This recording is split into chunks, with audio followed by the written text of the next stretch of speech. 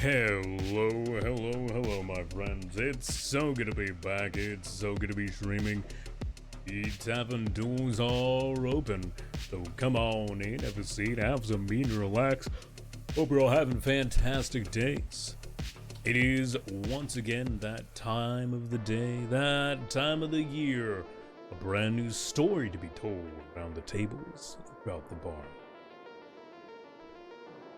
Today, we continue and begin a brand new adventure in TTRPG Lancer. So, without further ado, my name's Hippie, I'm your host, and welcome to the bridge.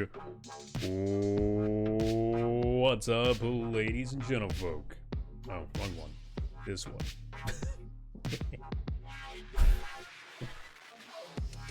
Hope everyone is doing fine and dandy on this Wednesday afternoon. Welcome welcome back to those of you who watched previous campaigns and enjoyed adventures. It is good to be here.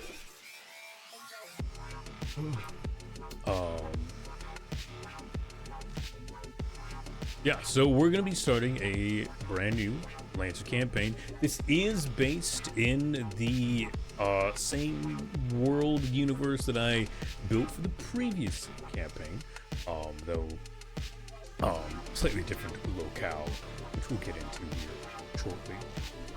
For now, though, we're gonna go ahead and introduce our players.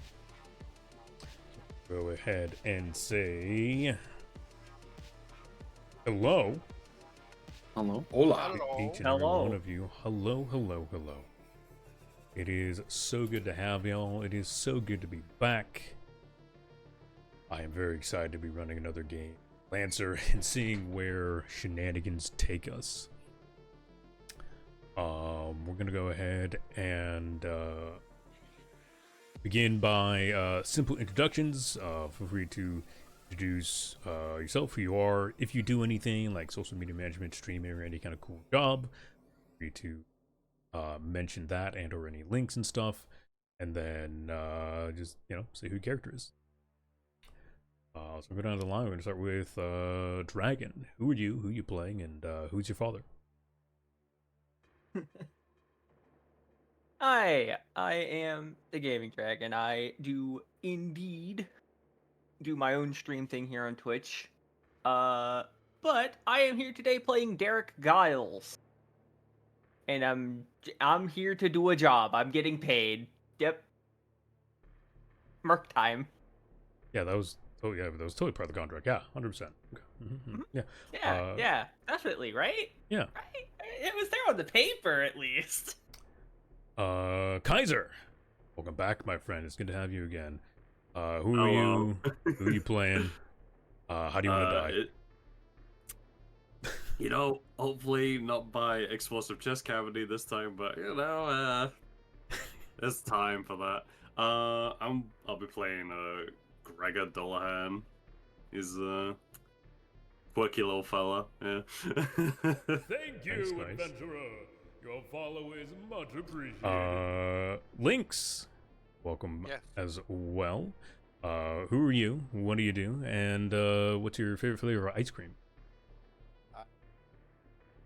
Playing as Sulfin Drend, a mechanic who is currently looking to earn some extra money to help repair their rig, or space rig, and I guess the favorite flavor would be,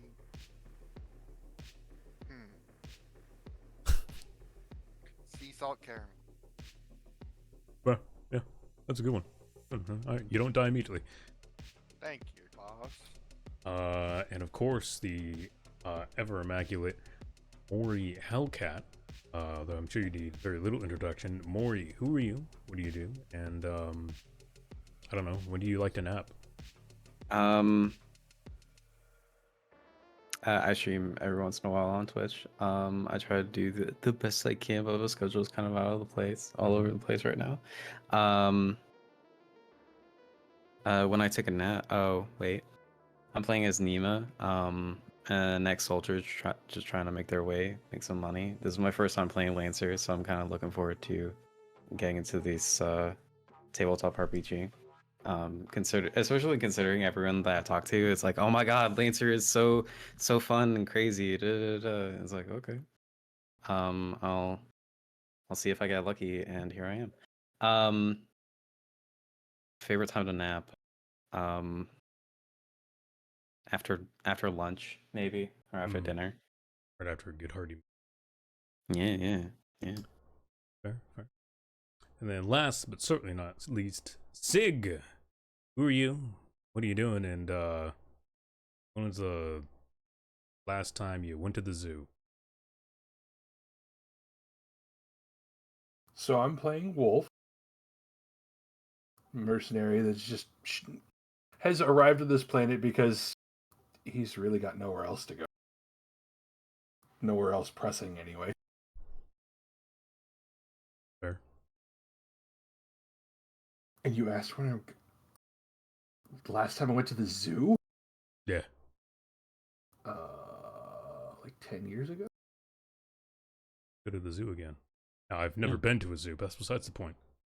Yeah, but just how you gonna call me out for not going to the zoo when you never been? Well, you've been and you've enjoyed it once. I've never been. I've never had to worry about it. I never said I enjoyed it. Well, I never said I enjoyed it. Well, you did. No. Yeah. You can't prove it.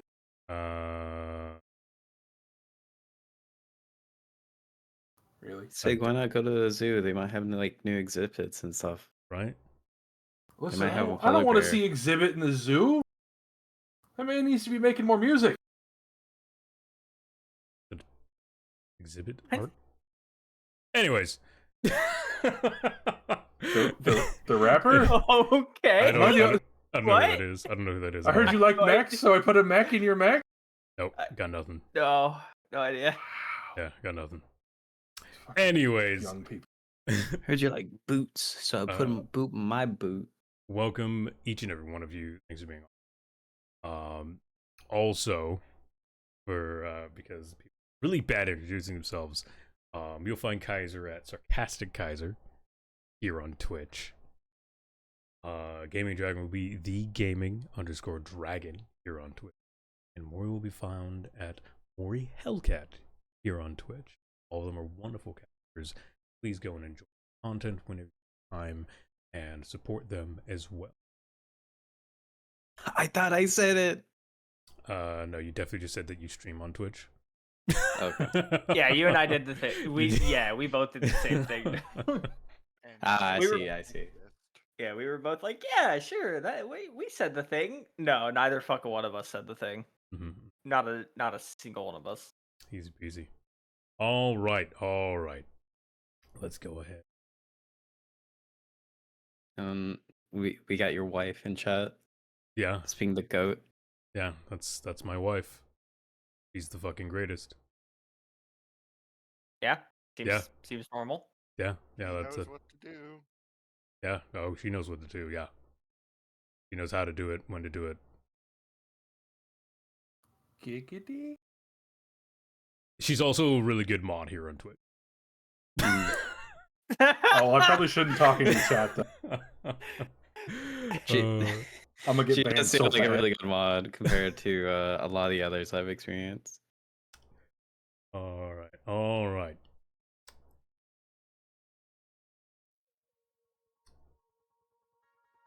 Welcome in, ladies and gentlemen, back to another campaign.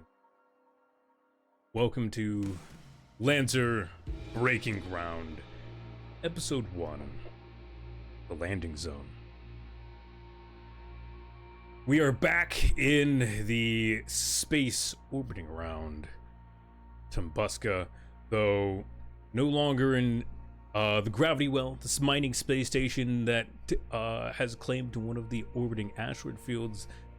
This time around, we find our mercenaries in low orbit over Tumbuska Prime, a once thriving and beautiful world founded in the rims of a galaxy far off. the revolutionary and still growing company whose name I will never. I'm gonna fuck this up every time I try to say it. I'm gonna actually just pull. Kandaresker and Herschel, now be referred to as CNH, have deployed a Outer Rim exploration and terraforming colony sent out to Tumbuska Prime to terraform the world. It's extending its lush jungles and beautiful beaches and changing its harsher deserts on the other sides of the planet into a more livable and habitable location, and to be a bright, shiny new home for refugees and those struggling in the Outer Rim worlds, trying to find somewhere safe. Fortunately, along the path of terraforming and growth, corporate espionage and leaked information led to several other companies finding interest in the resources buried beneath the ground of Tumbuska Prime. Harrison Armory, seeking something odd and secret in their own company files and paperwork, landed not too long after terraforming began drilling, digging, and blasting their way through the crust of the planet, trying to find something, setting up a strange research lab, beginning projects and experiments that might have brought untold horrors to the world. Shortly after, having heard of Harrison Armory's own expedition, GMS, General Massive Systems, wanting their own little patch of land and their own resource gain and a profit, this Outer Rim landed a experienced and advanced assault force headed by a band of hired mercenaries known as the Blackguard. They landed in force, placing down their heavy mobile fortress. The Blackguard moved in, took over, and scorched earth wherever they went. Between the two, war broke out, spreading from small skirmishes here or there to full-blown conflict, trench lines built and battle positions drawn out across maps.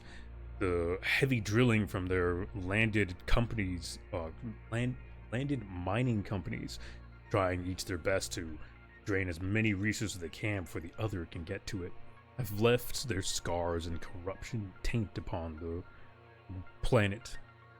Tumbuska, once promised to be a beautiful, relaxing, peaceful world, thriving, now rots and burns to its core. The waters have become tainted. Many of the forests have burnt or rotted away. And all that is left to try and bring some sense of normality, even peace, is the abandoned C&H research facility and the city that was once to be the beacon of light and hope and welcomeness, Luminous Terminal. On the postcards that sit in front of each of you as you coast through low orbit above Tumbuska Prime, shows Luminous Terminal, a thriving city of beauty and growth, welcoming to refugees and those seeking a new start. All are welcome, jobs aplenty. Though anyone who's been around or even heard the rumors knows that the city of peace and prosperity never came to be. What rests in its predetermined construction ground is now just a half-built city. Instead of sky-piercing buildings of beauty and unending industry and growth and happiness. Stacks and stacks of pre-built hab buildings, construction and industrial machines litter the streets. Though there is still hope for this planet, still hope for the goals that were once so grand. Why you were hired, why you're here. Hope. Hope that maybe you can find a solution. Hope maybe peace can be brought. Hope that maybe this planet isn't quite dead yet.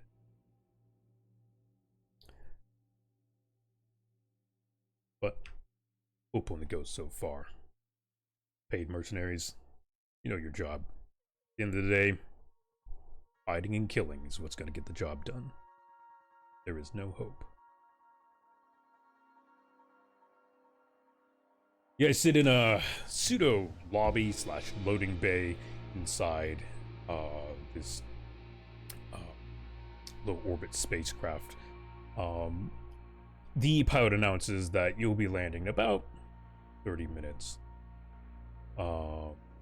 Just finishing some last landing callouts, and we'll be finishing the docking procedures shortly at Luminous Station. Oh, the Luminous Terminal. Shortly after the announcement, the cabin door opens up and out steps a fairly grizzled looking man. Very recently shaved and cut, military looking man in tanned fatigues. Upkept to the best of their ability, but you can definitely tell this man is a fighter. He is definitely seen combat, whether it's here or somewhere else. He has this air of seriousness, sternness. You all know him as the man who signed off your official deployment papers, and the reason why you're here. Darius Paul, senior officer of the military forces of Luminous Terminal, as well as the your military connection as mercenaries and in charge of your operation. Steps in, looks around each of you. Well, I've seen a much sorrier bunch of mercenaries in my life, so at least you aren't the worst. As you all might know, my name is Darius Paul. I am your senior officer and commander, and while you're here in Tumbuska Prime, congratulations. You landed on one of the shittiest shitholes to circle the stars in this system.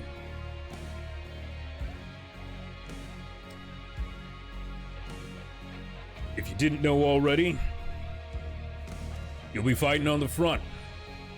None of this backline sabotage, none of this simple field work. We're putting you out there. You're gonna get shot at, you're gonna get blown up, you're gonna live through it. Or you're gonna die.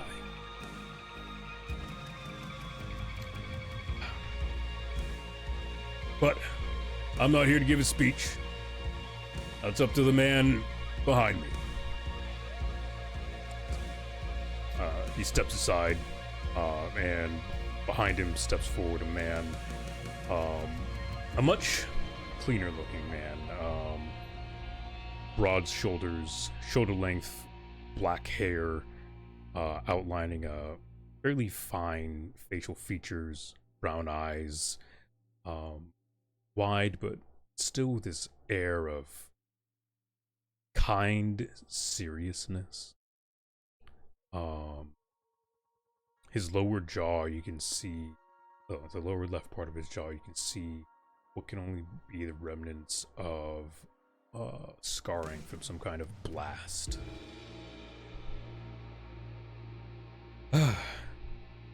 Hello.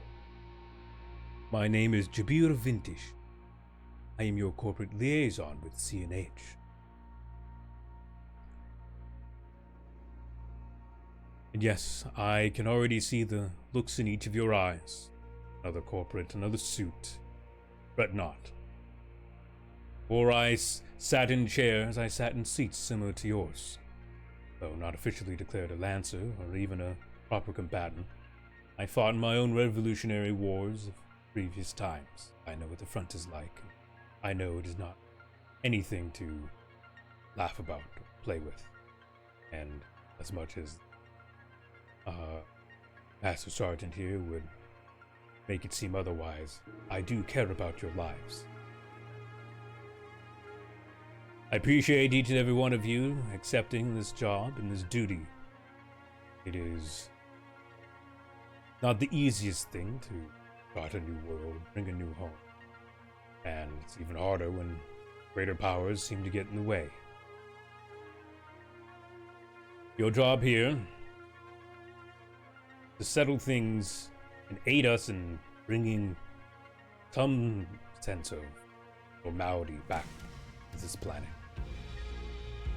As you were briefed and told when signing your contracts, CNH is here to terraform this world, turn it into something beautiful, something homely, something where refugees can escape to, find somewhere away from wars, away from the terrors and death of family. But that wasn't to be. With GMS and Harrison Armory fueling their own wars and grinding this planet's resources to the very end, I fear there's not long for Tumbuska to thrive, with multiple stations out mining away at the asteroid fields and stripping any resources even around the planets throughout the system. I don't think there's much life left in these stars to begin with. So, one last desperate scream and cry for help, I've reached out to you mercenaries. And, well, I've only heard the best about each and every one of you. And hope to see the best from each and every one. You know, I am a kind man. But I am not to be trifled with. If at any point I find that you are undermining or causing irreparable damage to the operations, I will do my due diligence to be rid of you. Whether it's shipping you off-world or burning your corpse to cinders. Wouldn't be the first time. I will do it personally. Now then, with formalities out of the way, please, relax. Enjoy your last moments before we land. Might be your last moments of peace. Oh, and when you get planetside, do try to behave around the locals. They already hate everyone who's landing here anyways. In fact, they might be the first issue to take care of. Right then. If there's any questions, speak to the Master Sergeant. You all have my contact info, and I will be in touch shortly after landing. Good day. Back through the door and back to declared as first class. Master Sergeant steps forward. All right. I don't know any of you personally, and I don't plan to get to know any of you personally, but I feel like each of you should know each other if you're going to be fighting alongside each other. So, be good little girls and boys and introduce yourself.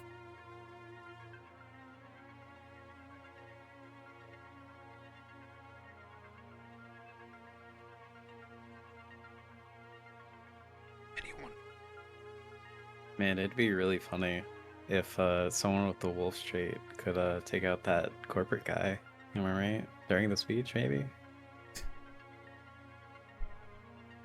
I know Just that's take a- hella fucking meta, but you know. There's too many Just witnesses here.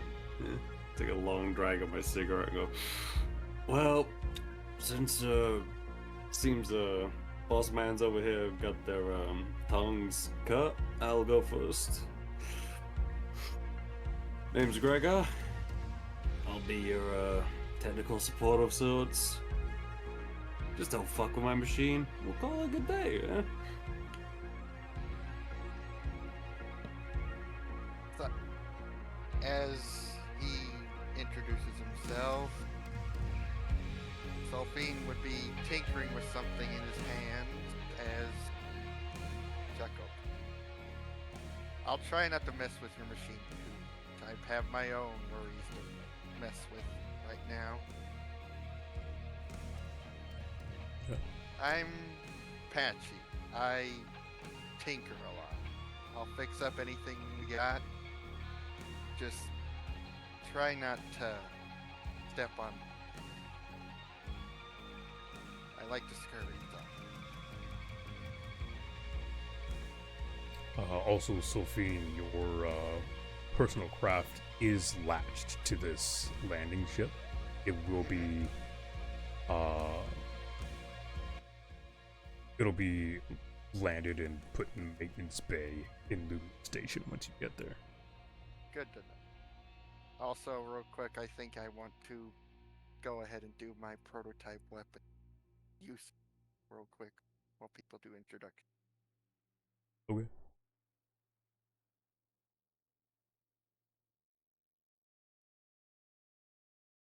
Yeah, my name is Wolf. I'll be the front line, I suppose. Not like the rest of these tinkerers can actually do it anyway.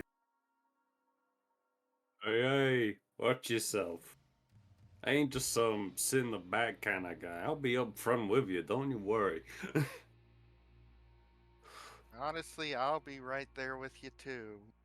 See what scraps of.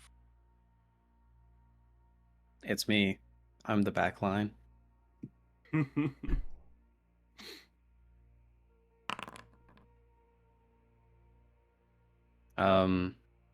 Just don't be in the way of said back line because you might get exploded.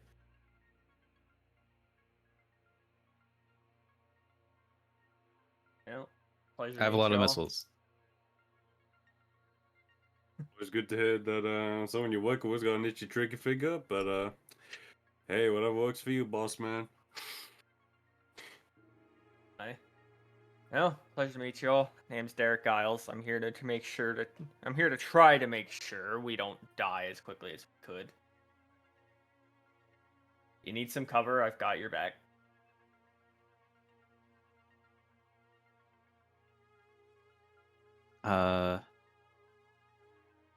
Well, it looks like these two are pretty aggressive. So, do you have like mobile cover?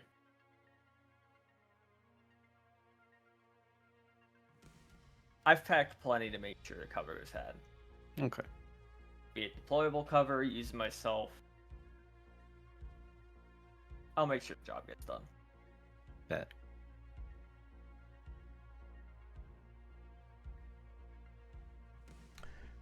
All right. Well, now that all your little show and tells and the introductions are looking Oh like shit, I forgot you were here.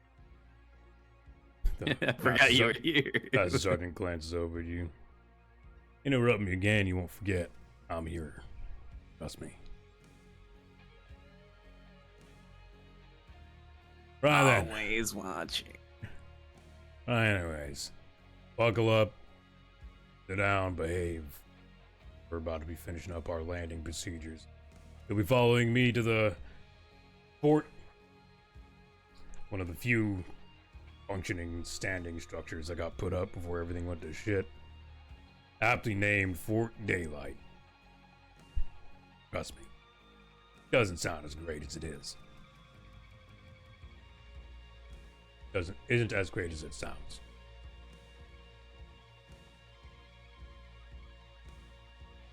He sits down in one of the forward seats and straps down. You do see the landing signal light up overhead. The ship is coming to a dock, and shortly after, low rumble and heavy pressure of air settles. Ears pop as altitude lowered. Finding the land at Luminous Terminal, the large dock landing station within the city, houses about 4 fleet class cruisers, large machines, could field battalions of if they needed to or wanted to. Those never really arrived. Only one ever landed. The rest got waylaid and funding stopped after GMS and Harrison Armory landed planetside. Yeah, things just got worse from there. The ship opens up, all the crew and passengers begin to disembark. Workers, field agents, other military forces that were on board and being transported, grabbing up their luggage, machines and things. So the docking area, or the landing zone, is already a bustle and beehive of activity. Hardware is unloaded. You can see each of your mechs being lowered down from cargo bays below the ship and being towed to one of the hangars that would be at Fort Daylight. Solfin, you are half functioning shuttle is loaded up and put in one of the hangars here in the landing zone of Luminous Terminal.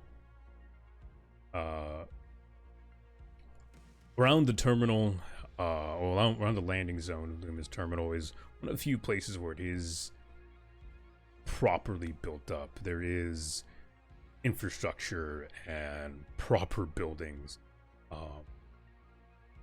But as you all load into a truck and drive out to the edges of the city, you begin to very quickly see the difference and where funding stopped as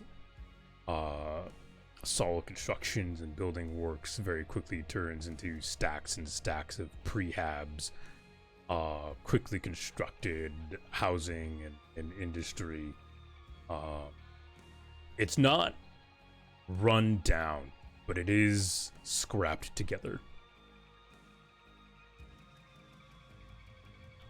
The people around, you can already see dissidents and protests as people march around, especially as the truck goes by full of new military personnel for the fort, as well as your mechs. People begin throwing bottles, things, the trucks as they go by.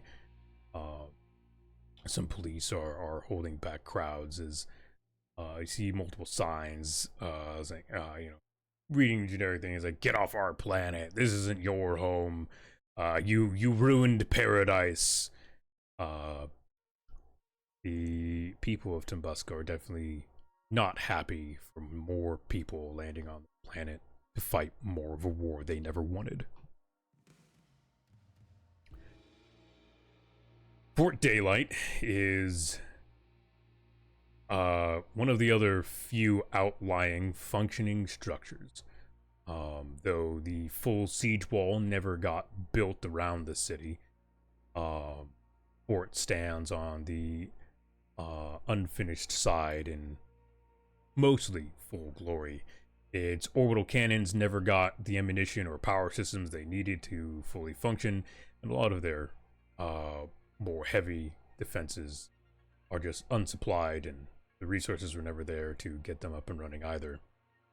But they have a functioning military force, and though the standing army has little to do outside of patrol the borders that CNH hold tentatively as the factions fight their wars, they are at least taken care of.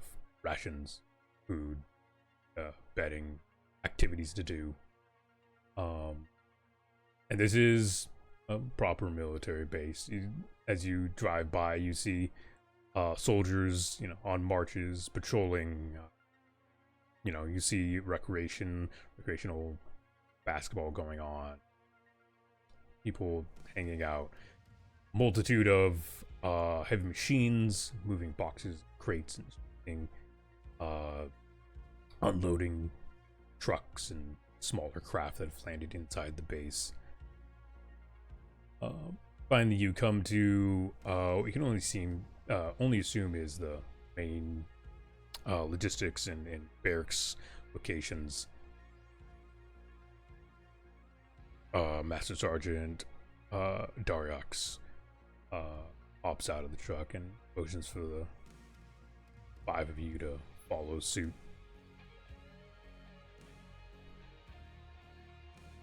All right, so this here is where you're gonna live. He points to a building made of quick print plasteel and a mixture of oddly brickwork. I don't know, you don't know if it's real brickwork, you doubt it since it's, quick build, but some sort of means to give a homey feel to the building. Kind of just looks off and unpatterned. Kind of actually makes it look cold. The sides of the building being sandblasted. The open desert around the city doesn't really lead to a great feeling of hominess. The desert, it's sandy as fuck. It's already getting everywhere. You've barely gotten off the ship. You've barely been outside. You find sand in your crack. You find sand in your shoes. Yeah. But make do. Take it off. Yeah, this here is gonna be where you're staying. I don't know. Find a bunk room. Someone will direct you somewhere. If you need anything else, logistics, offices, just around the corner. Feel free to requisition or figure out what you can get around here. It's your own free will. Briefing will be held in the upper floors of said building. There's a briefing hall there. You get called, expect you to be there in under 5. Not that hard of a sprint. For now, unload, get yourself a little cozy, and then, well, this is a war zone, so I've already got a task for you. You got 20 minutes, figure your stuff out, meet me in the briefing hall. Say under my breath while looking at the barracks that we have now. Fucking paper mache war zone. God damn. Are there bunk beds? This is what a planet is like. Off. Wait, are you a spacer? Yes. I Oh think my that was God. obvious. Well, you can't just call him a spacer like that. That's fucked up. I didn't mean it as like a slur. It's like you've never been on a planet before? No. Are you a I've been space? Man, why would you sign up for a... around- Dude, wait. asteroids, wrecks of ships. That's about as much. I've been on stations, but never an actual planet. Yeah, Combustion Prime feels... The air is... It has a weird moisture to it. It's not that dry, cycled air you're very used to in most of the space habs and the stations you've been on. Even when you had a little visit to the Gravity Well, the so-and-so luxury station out in this end of the galaxy, the air wasn't all that great where you went. So your time spent there wasn't long. It was mainly a stop-off when you're here.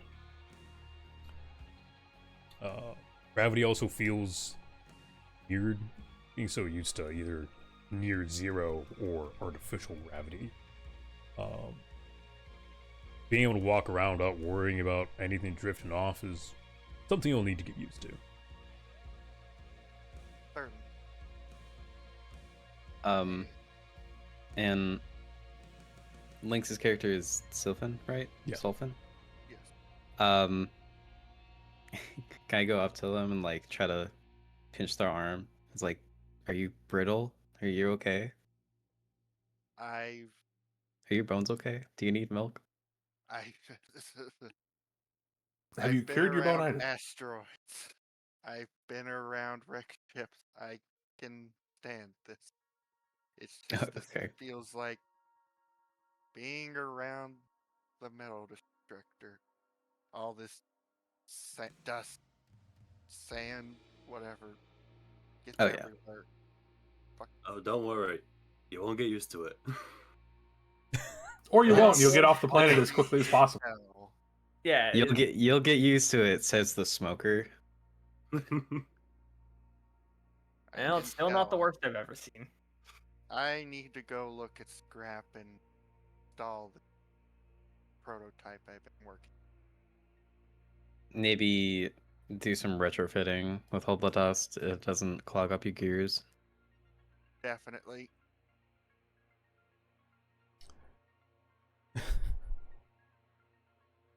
All right. So yeah, I mean, you guys have a little bit of time if you want to simply chat and move around. You're welcome to. Yes, there's bunk beds in one of the rooms has 2 bunk beds on either side if you buddy up. Otherwise, there are Oh, sweet. there are personal rooms left for you guys. Oh, sweet. I call top bunk. I He's like, am. Can too someone tell me used why to- Big Boss called Talk Buck? Felt like it. Yeah. Because I wanted top bunk. No, then it's not solid steak. I am too No, used it's to wolf. sharing rooms, so Help Snake. I'll just go wherever fits, I guess. Think I'll just bunk with someone. I don't need personal room. Master Sergeant turns back as he's walking. That's fantastic. Sounds like you're all ready to buddy up. Tell you what, I'll get logistics to move one more bed into the room. You guys all share the bunks. Sounds good to me. Save space for the next crew. I mean, I was thinking, huh? Wait, what? Looks like we have a communal room then. Oh, okay. I thought you were saying like, oh, we'll definitely like have everyone sleep in one bed.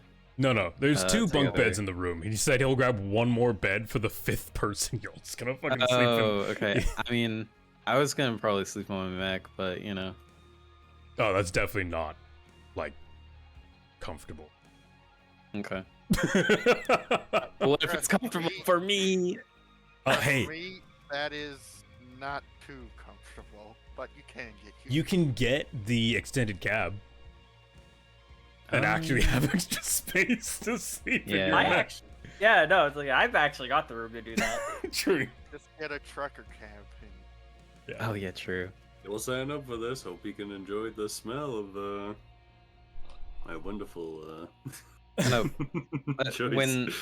when I think of like the innards of like a mech, I don't know what is a similar like I'm thinking of Titanfall, you know, like the whole cockpit and it's a chair and you link up and everything. But Lancer could be different. I don't know. It varies between I mean, mech, yeah. some mechs are like that. Yeah. Yeah, some are like that, I some mean, are tighter. you definitely don't want to do that in a power. Yeah. So the other thing you need to remember is Yeah. you're wearing power armor. Oh, Yeah, you're wearing a suit, and then you go inside the machine. Yes. And then So it's- some machines are the size of those suits. Yeah. Just slightly bigger. Right. okay. So they're not mechs, they're power armor. No, they're mech Well, some mechs. are oh, okay. You just Yeah. also have armor on. Yes. Okay. You have your we have personal battle pilot armor. Okay. But I'm gonna Mhm. run off and go take care of my prototype and hope the magazine hitch doesn't break again. Ah, She That's lubricate fine. it properly. That's why you didn't remember, Maury. That's one thing we forgot to do for you. All your pilot gear. Oh, yeah. no. Oh no! Oh no. Quick Yeah. trip to requisition. We went through everything else, and my brain just clicks like, why didn't Maury think like, oh right, we didn't Oops. do that. Planning I ahead, mean- baby. At least, I mean, at least we didn't plan it fall to combat. Right. Easy to That would have rectify. been real bad. Open up your CompCon, go to your pilot, and give yourself pilot equipment, and then re-grab your pilot code and just load it. Foundry. It's super simple. okay. Where'd be pilot equipment? Would be on Dossier, I believe. CompCon open. It is under because I do have my con one. Narrative profile. There's profile. There you go. I got you. And you'll fill all that out however you see fit. Yeah. Anyways, back to the story.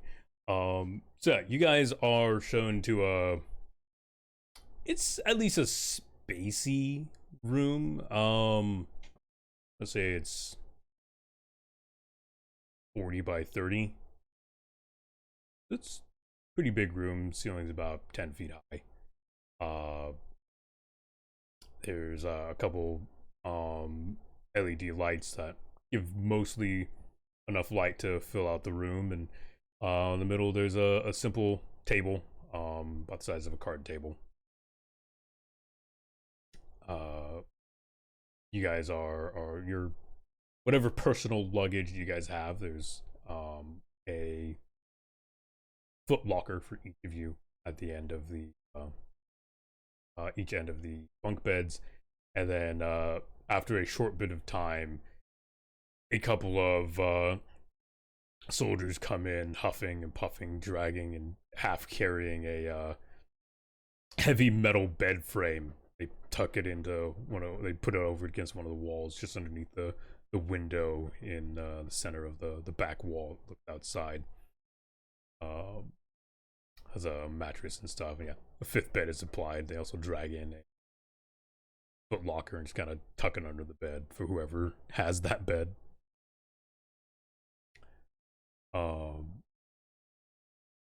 Yeah. Is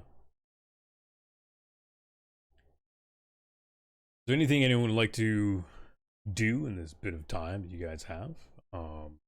Or do anything private matters, or find anything interesting, talk to any NPCs or anything around? I think that after dumping some of my tools footlocker, I first ask Gregor, do you want to be the top bunk our bed? Because I can deal with smoke. Sure, I was assuming I was gonna be tucked away in the corner there with the new bed, but I mean, hey, sure. Yeah.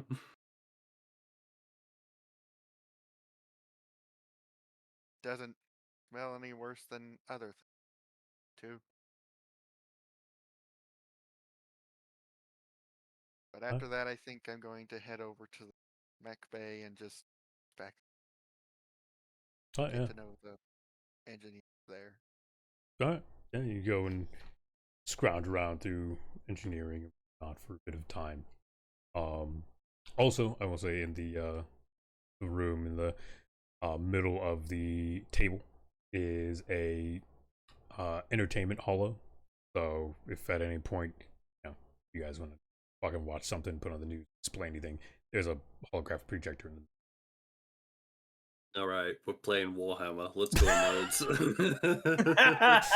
All right, time to open up. Uber meta.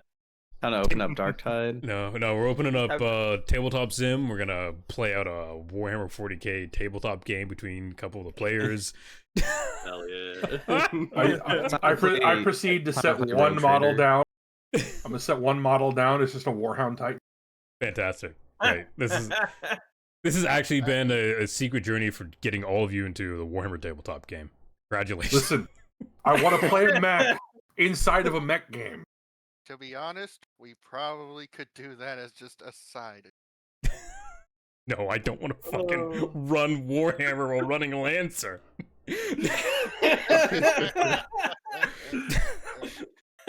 That's too many rules. It's okay. We'll play D&D. Oh god. Right. You guys run it yourself. I will sit back. One of you will GM. You guys can run your D&D game inside my Lancer game. I would not be against this kind of. Friggin' idiots. Jesus. This is what you Oh. for. Oh god. Well, before I do anything else, I'm going to, at least in terms of any like clothing type effects or whatever, I'm going to lay that stuff in my locker, and with the spare time I have, I'm going to make sure I'm going to just work on trying to maintain upkeep on the couple of basic personal weapons that I've got. Okay. What are your personal weapons? What do you got? I've got a medium signature weapon and a light AC. Mhm. No. So just What are they? Describe the person. just a basic assault rifle, just a basic standard issue assault rifle, and a relatively simplistic sidearm. No incredibly major augmentations, Okay. anything like that. Mostly just standard issue, maintaining upkeep, things like that. Yeah. They're traditional, they're effective, they get the job done. Fair. Yeah. Very easy. It's it's a classic AR-15 design, though they've been out of production for, couple centuries at this point. Keeping it classics, easy to clean, easy to put together. If anything breaks, parts are easy to print. As well as a simple lock. Never died off. Still kicks. Welcome to the clock, 85. Easy peasy, yeah. I mean, field strip them, clean them. You know the procedures. It's quick, easy at this point. It's just, probably a means of relaxation over anything else. Does anyone else want to do anything? Wolf is going to toss his duffel bag onto his bed before digging around inside of it for a pack of beef jerky, and then making his way toward whatever drinking establishment he can find. But yeah, I mean, there's Whoa. Hmm? Don't pull out the jerk, man. You don't tell me what to do with my jerk. Don't put it in your mouth. Oh. Well, you got a problem with beef jerky? Meat jerky? It's a meat snack stick. It's a meat snack. I've snapped into a Slim Jim. Yeah, it's the tube of jerked meat that you pull out. Poacher brand poached meat. It's this one is supposedly smoked green apple flavored, as well as whatever strange mixture of printed meat they put in it. They're a common brand out here, and one that you found a relative liking to. What's your favorite flavor?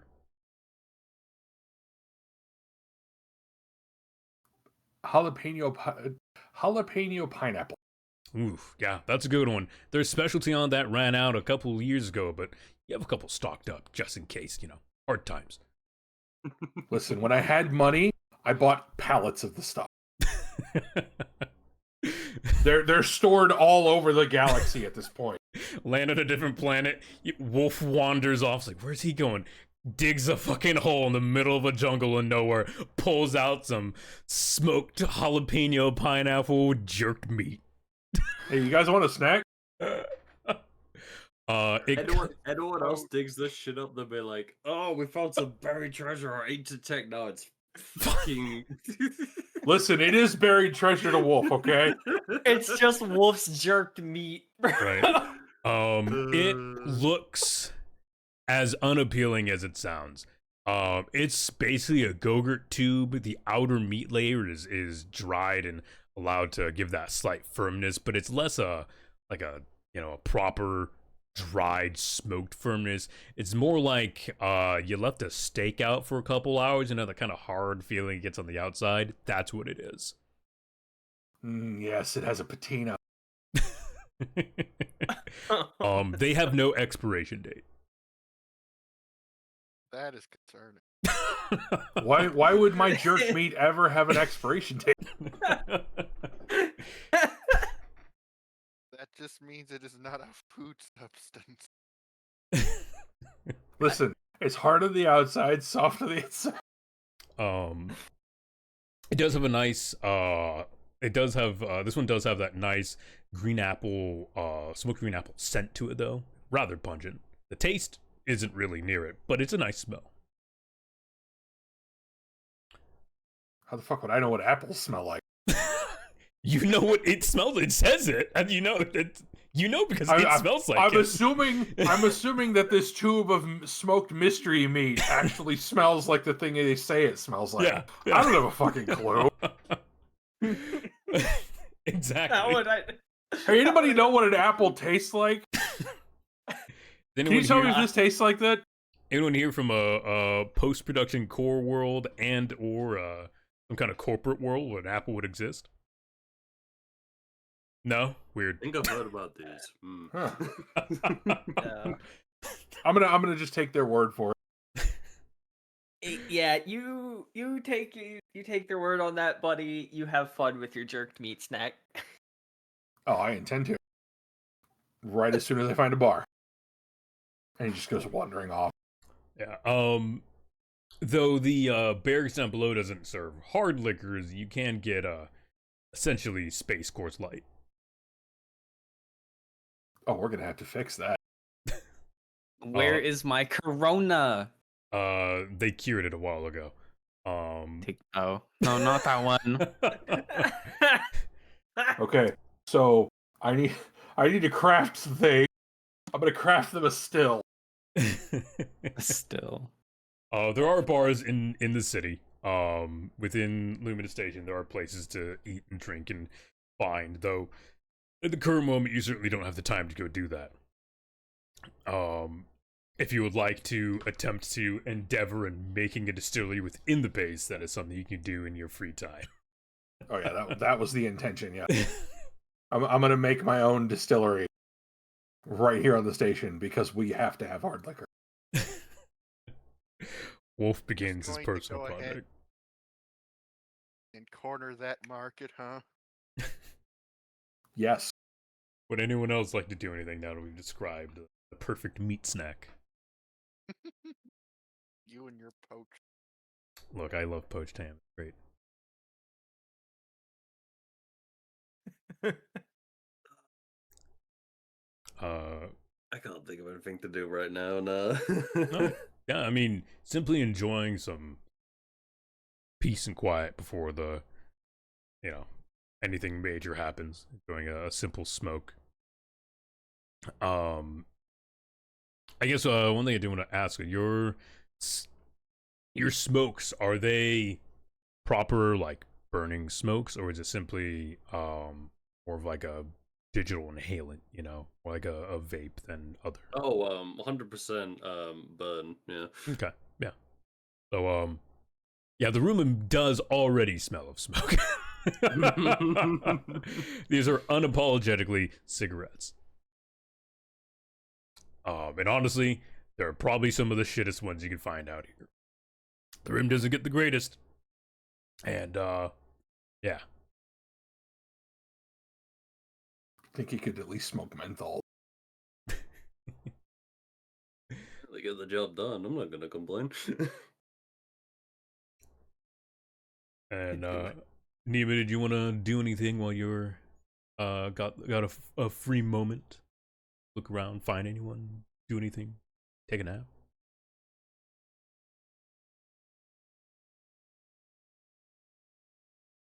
is Newport still around? Lucky Strikes came back. Oh damn. Great. These are actually Um, Quaaludes. Quaalude. Yo, hit me up. Give me some. Help a soldier out. Uh, if is anyone does anyone actually look at what Gregor is smoking? Anyone actually caring to inspect? I mean, I was gonna go inspect it while he hands me Quaaludes. Okay.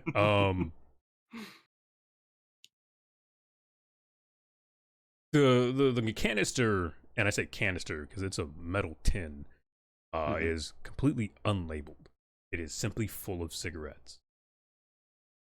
Oh, Um, I was thinking like it'd be a. You said metal tin, and then my head went to, like a vape box. You know what I mean?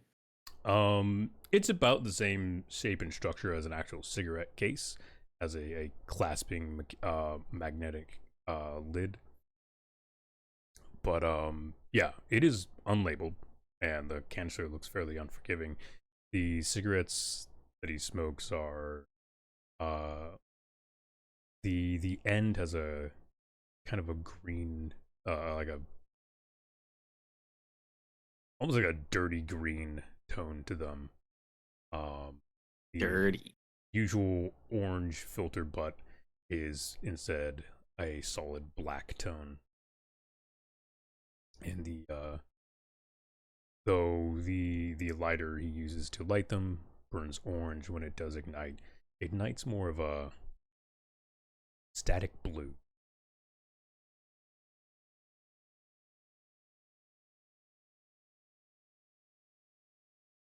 Static blue. Yeah. Oh, like it uses electricity to ignite it. No, just the color. Like think static. Oh, okay. More of a staticky blue, a cold. Like it's like because of whatever the light is burning is changing the color of the flame whilst it's igniting it. Yeah. Oh, so you got some like chem laced in it too, right? Like how if you introduce copper to a flame, it turns green. Mm-hmm. You know what I mean? Yeah, it's a similar. You could assume something else is in it than just nicotine. Oh, he's trying to get crunked up. I see. I see. Um, But your question was like, what am I doing? yeah. What do you if you want to do? What do you want to do? Um, I figure I'd just take off the jacket I was wearing earlier and just start hanging out and waiting for a mission. Yeah. I don't know. Put said jacket on an empty bed. Hopefully, I don't know if there is an empty bed now. Yeah, there's 5 beds in here. There's one for you. There's Okay. 2 bunks and then there's the singular bed. It seems like the boys all took the bunks, so you have the singular bed. Okay. It's up against the wall underneath the window. The window has an automatic sun filter, so when it gets bright and shiny, it actually dims down, letting in a warm natural light, but it'll never be blinding. I'm moving the bed away from the window. I'm not getting shot. These are not like regular ass windows. They can take a hit from probably Okay. 50 cal. Okay, that's fine. Anything more, which let's be real here, is probably a fairly common, will blow out the entire wall, so it's not going to matter. Yeah. Yeah. Anything more will take out the wall and the window and the wall. So doesn't really matter. So yeah, I guess we'll take that. Okay. There is the constant slight, like, clinking and tinking noise of sand hitting the window. Well, now I don't want to be by the window for another reason now. Shit. Wait. Oh, I won't move the bed. DMs gives me more details. I want to move the bed. It'll be fine. The bed doesn't need moved. describes insurmountable torture at the sound of constant sand. Right? It's just a little windy today. If wind picks up, you'll hear the sand. If it's not all that windy, it won't be that bad. Hey, we just hit the people Yeah. pissed off that you're here in the first place, you know. Yeah. Look, as long as they're not in your walls, you're fine. Okay, it's when the sound is coming from inside the wall that there's a problem. I don't know. Have you seen Sicario? If anyone fucks with me, I'll put you inner walls. Crazy. Also made of concrete. Oh yeah. Yeah, that's kind of what. So there's kind Actually, of a problem. Even more so, it's printed plastiles. Harder than concrete. I mean, they gotta make saws out of something to cut that, right? Yeah. Plasma.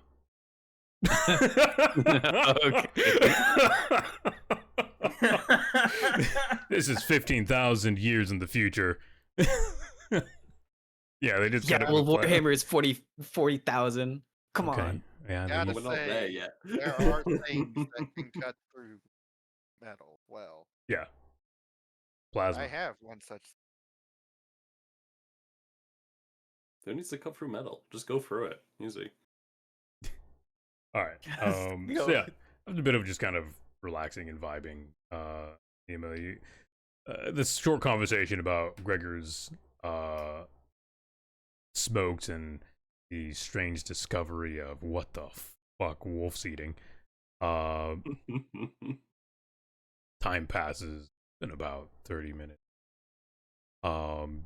Each of you get a ping on your comm that it's time to that you're to meet in the briefing room. It's time for your first orders. Oh, also, one thing I did forget, Sulfin. Yes. While you were down in the maintenance and in like the hangar bays, you said you were going to go talk to people specifically. Yes. I wanted to meet the engineers. You do meet a team of engineers. Having met the engineer team, chief engineer Arjun Rowe,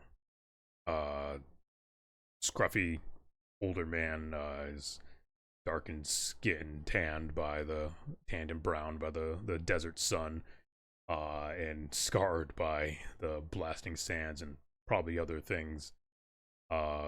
He's rough, but he definitely seems at least welcoming. At least as someone of a similar mindset show up, and he's barking. He's actually looking over your guys' machine, sure that they're ready, powered, charged, weapons loaded, stuff like that. He turns to you. One of the new Lancers, huh? Been a while since I've seen one of you folk. Always interested in seeing the work you do. Never the prettiest, but, well, keeps me having a job. Fuck everything up. I'll try not to fuck it up too much so it's not too much hard work. Yeah, they all say that. Anyways, name's Arjun Rowe, chief engineer here in, Daylight. Nice to meet you, Arjun. I'm Patch. Patchy, huh? Mm-hmm. Like a weird name for your mother to give you, but sounds good to me. I just prefer it. So, I'll sign first. Gotcha. Lancers are always a little weird in your customs, but... Alright, well... all your machines seem to be up and functioning just fine. Nothing too crazy. Blew out some dust from the travel. Should mostly keep clear of some of the new sealants we put on each and every one of them. So, nothing to worry about getting in your tech or nothing, or blotting out anything important. Just, dust out your seats when you get back. appreciate that. I'm not used to planetary grind. You, a spacer? That's what it's called, I suppose. That's what I am. Yeah, I mean that's what we call you. I know it's not the nicest term, and I should probably figure out where you're from. But usually, all folk are from just about every rock up in the sky, so not really worth learning. Did I just make up a random word? No, I was gonna use it There anyways. is. This Okay. is a normal thing in most mech stuff. People that haven't been on the planet. Look, you're not Neo Zeon, so you're fine. We can change that. Oh, no. No. Wait, there's a space station up there. Don't. Bring it down. And the war in Tumbuscus was ended in a single day. Anyways, Man, please keep it so easy, guys. Jeez. uh, Yeah, just he blow up the planet. he looks to you and you getting used to gravity still, or how's that? Very odd. It's not anything like I felt before. Yeah, I remember the Don't have last. to worry about anything floating away. Remember the last group of spacefaring folk came through. A bunch of funky-looking blue boys, kind of fish-facey. Had some specialized suits to keep their bodies held together under gravity. Crazy. Does seem. Yeah. I'm just a space rigger, I guess. That's what I've always been. Yeah. Ever been to what do they call it? The gravity well up there. Real interesting piece of tech that is. Certainly is, and I've been there a couple times, but I was running my own ship. I was just part of the crew. I see. Alright, well, I got work to do. I don't want to leave my boys doing their stuff all alone. I'll ever hear the end of it over drinks tonight. Sounds good. I gotta check on scrap and make sure the lance gun I made is functioning this time. Yeah, I'm not gonna touch whatever that was. Later. Understandable. Have a good time. Yeah, bit of time you get to check over your weapon. It's functional. Rigs up just fine to your machine. And then shortly after, you get the comms call to meet in briefing. I'll just activate my mobility hard suit jets. Zoom over there before I get too distracted. Oh, fucking jetpack. I have the mobility hard suit. Yes. Oh yeah. I mean, it makes sense. Yeah. Yeah. They're gonna fly when they move. Yeah, they just fucking rockets out of the goddamn hangars. I'm just wearing a fucking jacket. Hey. This conversation has ended. Away! I must go. My people need me. I have built my pilot's kit for a very specific purpose if you look it over. Yeah, that's fun. It's great. All right. So assuming you all get to briefing in a reasonable amount of time, standing in the room is already a couple of other military folk, a couple of enlisted soldiers and whatnot. Other people, tactics teams, logistics, maintenance crews, here for briefing. Last to come in are the 5 of you. Standing at the front is Daryax Pol, as well as Jabir Vintish is here as well. Data pad and Daryax Pol change a few. Jabir walks out, giving you all a brief nod as he passes by. All right then, now that everybody's here and our oh-so-special guests have finally arrived, just on time. Ladies and gentlemen, meet your new Lancer crew. You'll be taking care of these 5 fine folk as they take care of all of our problems. The multiple groups of people all turn and nod. You get a couple waves, salutes, stuff like that. A cheer here, rumble there. Pretty mixed in terms of their appreciation of your general existence. Right then. We're gonna get straight on down into business here. The war's not gonna wait for y'all to get settled and ready for whatever it has in store for it. So first thing we're gonna do is we're gonna send you on a patrol. I know it's not the most glorious or exciting thing in, your careers, but it means a lot here and for Luminous and area around. If you weren't all clear on it, the war between GMS and Harrison Armory is always encroaching on our borders. We have claimed stakes around the deserts and a few bits of terraformed land that we managed to get through before they showed up, but they're always pushing. Probe here, field test there, and they overstepped their bounds more than once. We have an outpost out near the northwestern quadrant between us and Harrison Armory. There's been a couple of seismic signatures that have registered within a few kilometers of the location. Your job to link up with the tech crew there, figure out what they've been getting a hold of, and bring it back information so we can mobilize anything needed to better prepare ourselves for potential assault or anything of the sort. You'll be supported by a logistics crew. They'll be rolling up behind you with a truck, a couple of infantry squads to make sure that the base stays fortified. Your job, make sure the truck gets there, make sure the information gets back.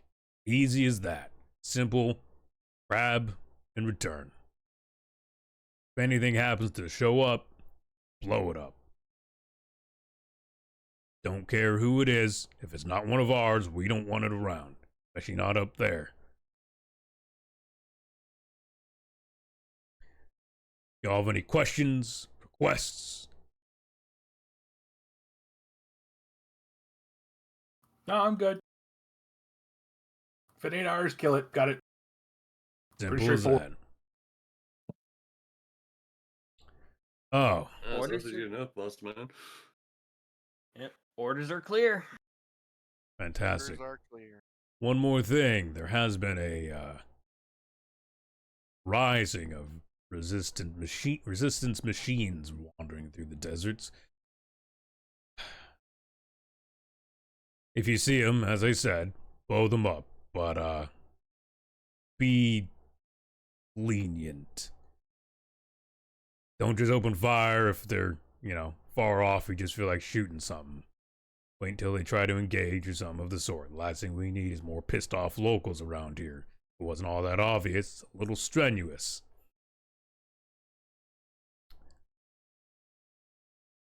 And keep your head on a swivel. The usual.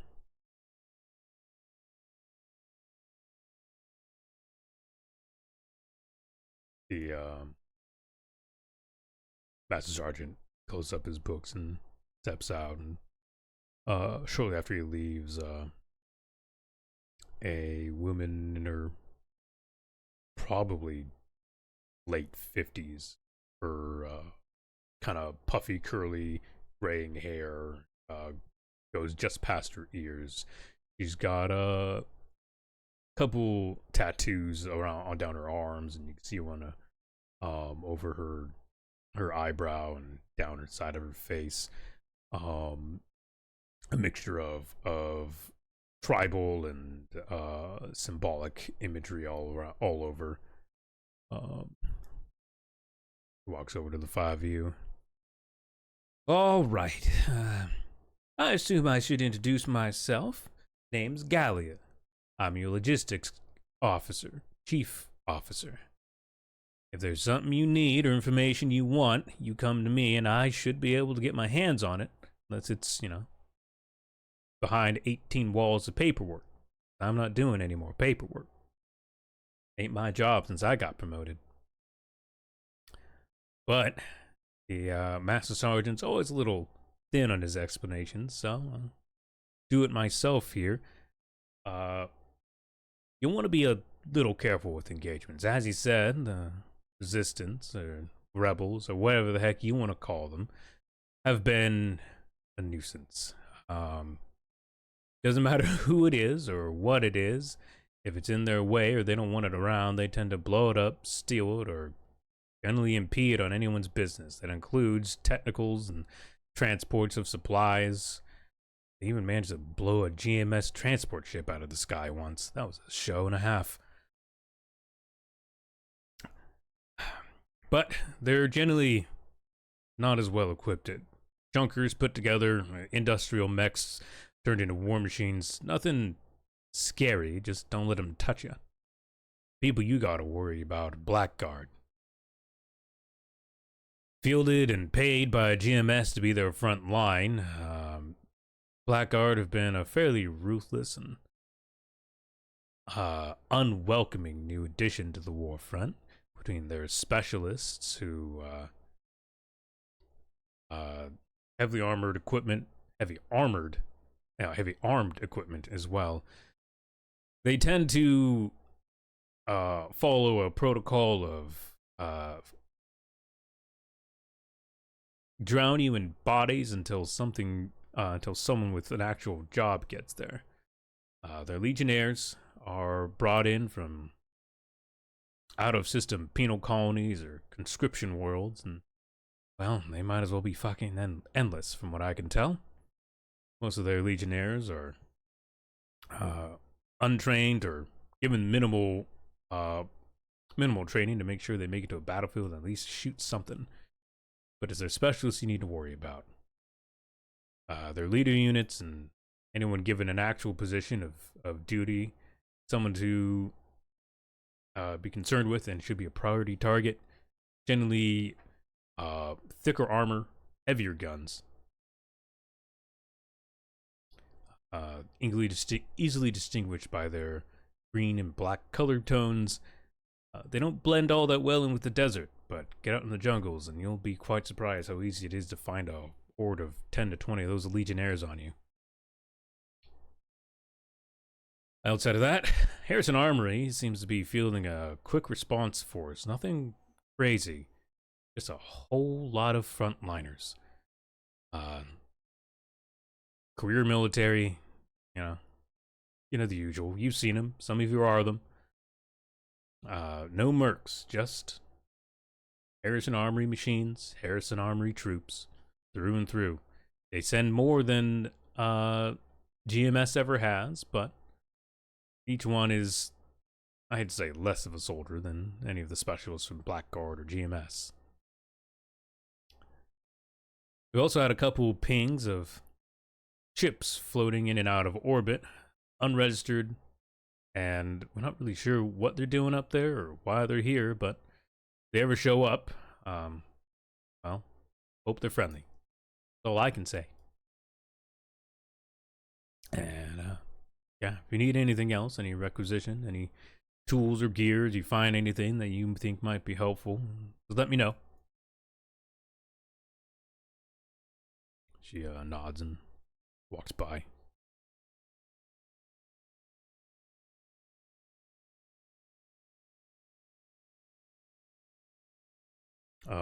At this point, you guys would, in future missions, you guys would have the ability to use things you've requisitioned through day-to-day actions to use mission.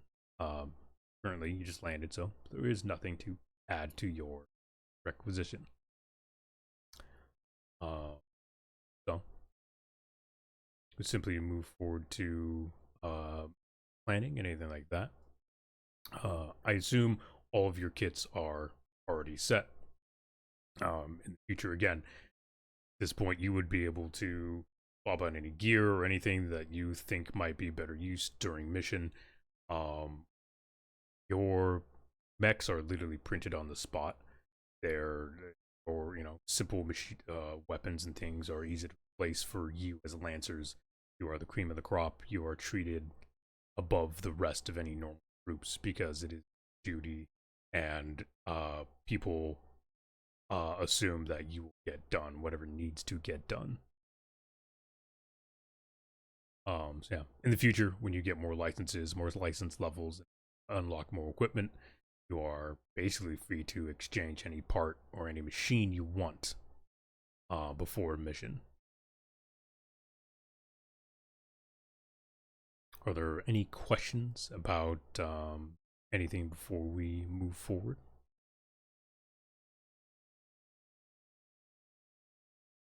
No, I'm good. No question. I believe that everything. I have no idea what you said actually, but I assume you said you were good. Yeah, I'm good. Yeah. All right. So yeah, you guys load up into your machines, and there is a loading truck that has clamps and things that you guys can simply load onto to keep your machines in the best functioning condition before getting to the location, at least. You are followed behind by a multitude of light armored vehicles, troop transports to get out to this outpost. And when they say it was remote, they weren't kidding. It's about an hour and a half drive through hot, empty, sandy desert. And it's boring. And it's a drag.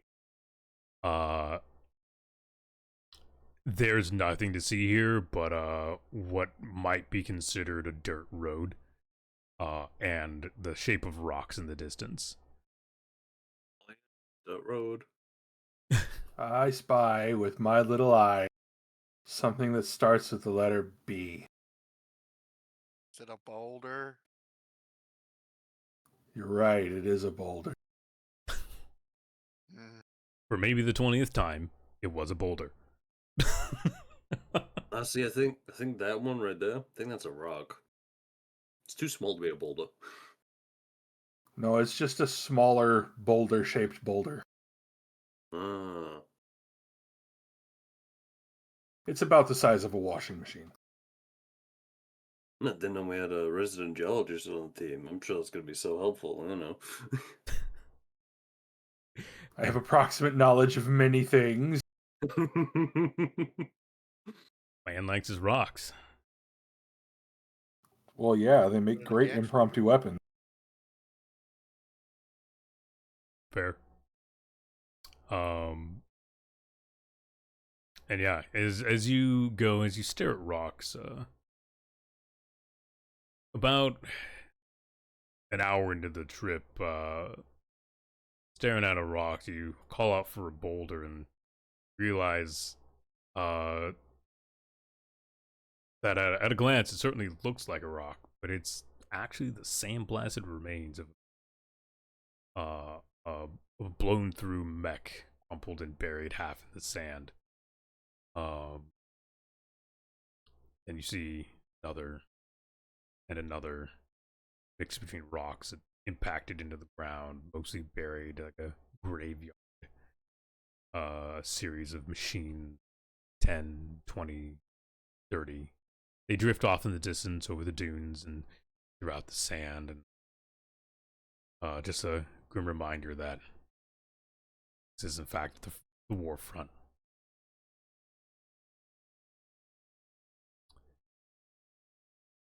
The last little trek of the trip, a little drearier. You guys finally arrive at Outpost Lima Baker X42. It is about as remote as it can be. Around you is simply sandblasted boulders and rocks, and the outpost is barely an outpost. A prefab on top of what looks to be some sort of jury rigged up generator block, sits on the far end, just through the sandbag driveway they've built up. There is a makeshift hangar bay in the back for putting larger machines or delicate machinery. That's actually where your mechs are parked inside of, so they don't get coated and blanketed in sand and ignoring malfunctions of any kind. There isn't any walls or anything, no heavy machinery, no guns, no emplacements. A couple of troops look bored out of their mind. See a man playing with a knife, just throwing into the sand a couple feet out, and Mag gripping it back into his hand just to throw it again, same relative spot. There's about 5 people outside, on top of the prefab that is that sits upon the generators. A couple of antennae. You can only assume that's probably the route building you need to go to. There's a truck parked down below.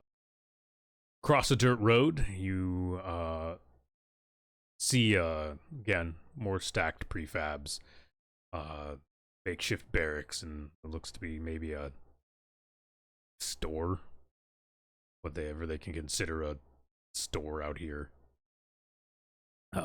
Simply snacks, beer, convenience. There's cafeteria inside.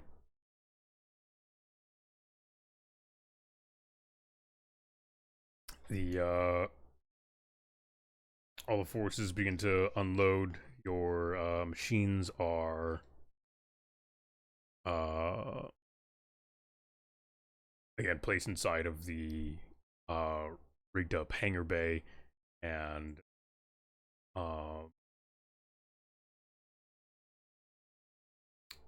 stowed in a safe spot as you guys are directed towards comm relay.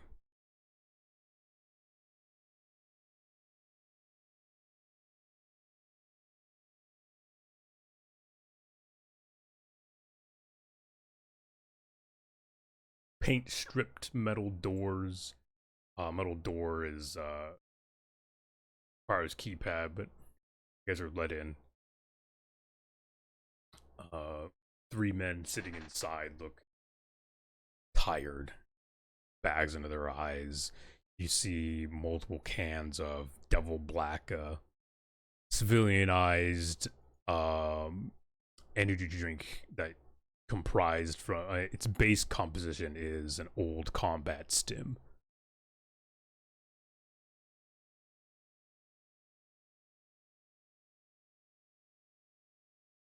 The first man stands up and looks over to you guys and nods. Well, greetings. Name's Andrix. Assume you were the Lances here to take the decisive greetings we've gotten back to base. Any interest in a can of caffeine? He's like shit, but keep you awake. Wouldn't mind one, no. He digs through a pile of used Devil Black cans and pulls out a still closed one. He tosses it to you. It's room temperature. It'll do. Yeah, sorry, our fridge broke a while back, so we just kind of use it for storage at this point. Happened. Yeah. Try and look at it if you want, but. Oh, hell yeah. Yeah, go ahead. Hey, you think you can get that fixed? That'd be a lifesaver. Sounds great to me. Do I actually have the time to give it a look? Sure. Yeah, if you want to give it a look, you can, 100%. Might as well. Yeah. It's a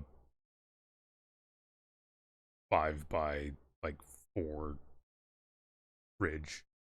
It's basically it's not a mini fridge, but it is a smaller fridge, and more for trailers and stuff. And yeah, it's just dead. You'll need to do an actual maintenance check on it to see if you can't get it up and running. As you do that, the Andrix looks around. Which one of you's in charge? Do you have a in charge? Would I just refer to one of you or all of you? Never drew straws on squad. We're just kind of, all together. We'll figure it out as the campaign goes on, I suppose you could say. Sure, yeah. Well, he grabs a folder. It's about 1.5 inches thick of paper. Now these are the seismic readings we've had in the last couple of months. Haven't had much business or anything out here. But I mean, increased activity means that someone's been moving about in places they shouldn't be. We can only assume it's one of the other forces doing drills, tests, whatnot, so and so, such and such. But it's best to get it all analyzed, all the information handled. We don't have the gear out here to do it. We're just here as a watchtower, basically. So appreciate you getting that all back to the base and whatnot. Yeah, hey,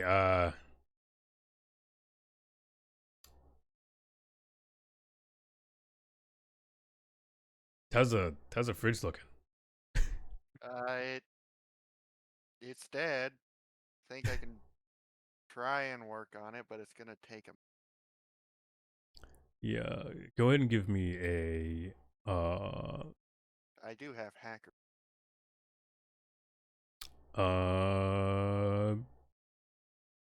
Sure. Hack or fix. 100%. Because I do have. Well, I don't know how much fix. Well, I mean, just roll me hack or fix. That's the inventor crate if you want to completely rebuild the fridge.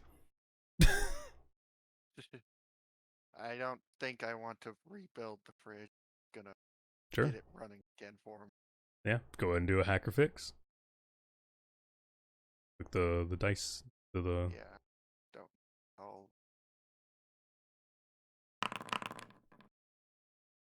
Got it. All right. So you do need to beat a 10. So looking it over, this fridge is pretty roasted.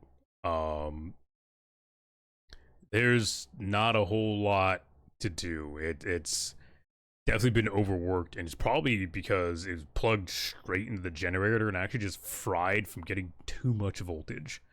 This thing's gonna need fully rewiring, and it's probably just better to buy a new one at this point. Oh. You guys need to not plug it into the generator. Well, it's the only thing to really plug anything into. I mean, just something to separate voltage because the wiring's all cooked in here.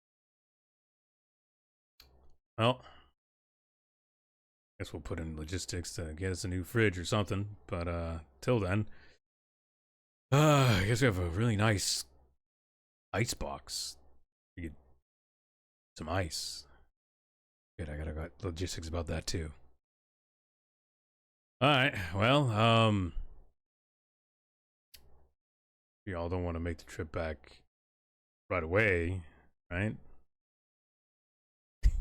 Looks at you guys, kind of desperate for other company than the two dudes who have not left their computer screens.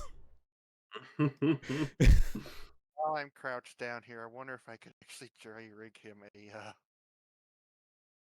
outlet for the next fridge from the main fridge.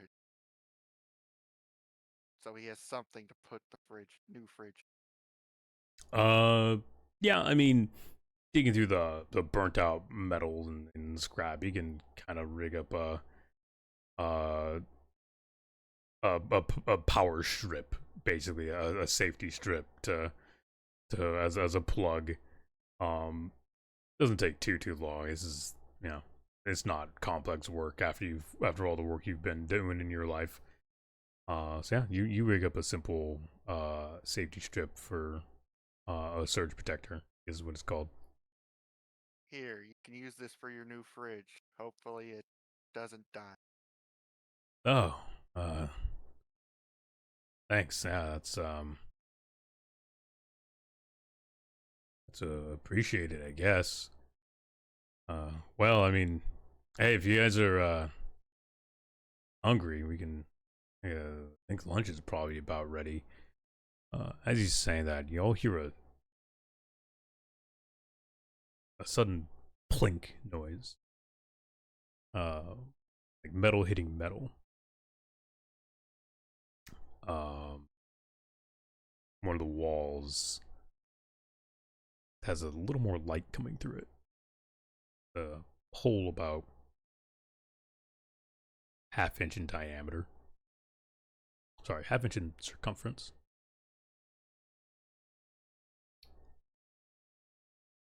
The man looks at the hole a little confused. Am I allowed to react? Yeah, you're all allowed to react. Okay, That's, I'm going to grab him and get us down on the ground, or at least him behind. All right, Yeah. That would be incoming fire. you grab him and drag him to the ground as the following sound of crack of gunfire off in the distance finally echoes up, followed by the very sudden and repeated fire of, well, more gunfire. Multiple rounds rip through the side of the wall, tearing through some of the computers. One of the men who was sitting watching monitors doesn't even get a chance to react, shout, scream as bullets rip through his upper chest cavity and beef clumps to the ground, a bleeding mess.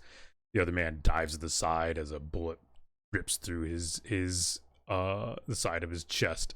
He's alive, but he's in pain, and he's definitely bleeding out. From outside, you hear the shout, "We're under attack! Gunfire!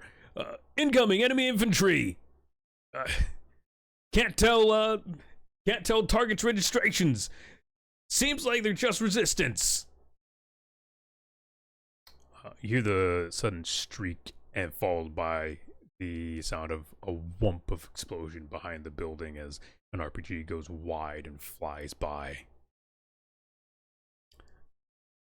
And then from the seismic machine, you hear the sound of scratching, plinking. Machine's registering something once again. What do y'all do? I know what I'm gonna do, so what does everyone else want to do first? Well, Time to You want kill. time to think first. well, time to attempt to get out of the death trap that is this clearly not holding up structure. What do you mean? What's wrong with the metal box? Come on now. Yeah, mean, it's we just a should- metal box that's being tore through by bullet fire at the moment. It's fine. We should probably get to our max. Yeah, that's kind of my thought. That will be my attempt. Okay. Well, I'm going to first check on the guy I just hopefully saved. Yeah. Andrix is alive. He's a little surprised by the sudden death of one of the three people he's basically been spending the last several months with. But he's alive. He seems to be unharmed, unmarked. He's splattered by a bit of blood, but it's certainly not his. I do wish. Hmm? Down. I take notes and found not letting, but I'll Oh. worry about Okay. that. I'll just pull it. Yeah, we'll figure that out if you. I mean, Okay, Eh, but seeing that Hendrix is alive, I'm going to try and dash over to the dying man and use my corrective. Oh, yeah. Yeah. Well, I guess. Get them out of here. Well, while he's doing that, I guess I will be attempting to drag Andrix with me to get to my mech, seeing as I do have an expanded cockpit, Fair. so I yeah. do have room to pull him in. Yeah, like he's he's a little surprised, but he kind of shakes his head and snaps to a little bit. Right. Safety. The logistics truck. We got to get the logistics team out of here. Give me time to gather up the people so we can get out. So yeah, I spend my term using Dove. That is it. Yep. Yeah. I mean, you going over to the man. It's pretty simple. Putting the sheet over the wound, and it stops the bleeding. It seals tight, and you can see him wince as it kind of squeezes the potentially shattered bone or pierced organ, but it's making sure that it doesn't bleed out any more than it already has. Okay. You got a name? I say to him. Trey. All right, Trey, we're gonna try and get you out of here, so try and stay conscious. Yeah, doing my best. You ever been shot before?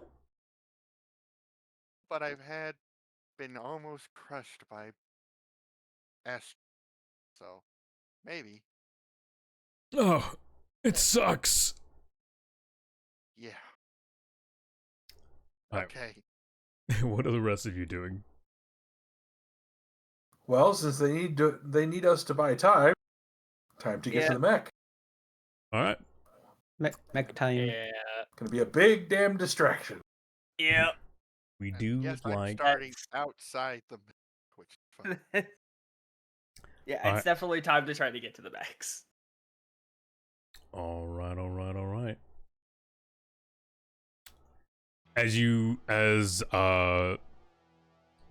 I guess currently the four of you, well, actually even three of you, yeah, because Yeah. Derek and Sulfin are currently working on aiding people.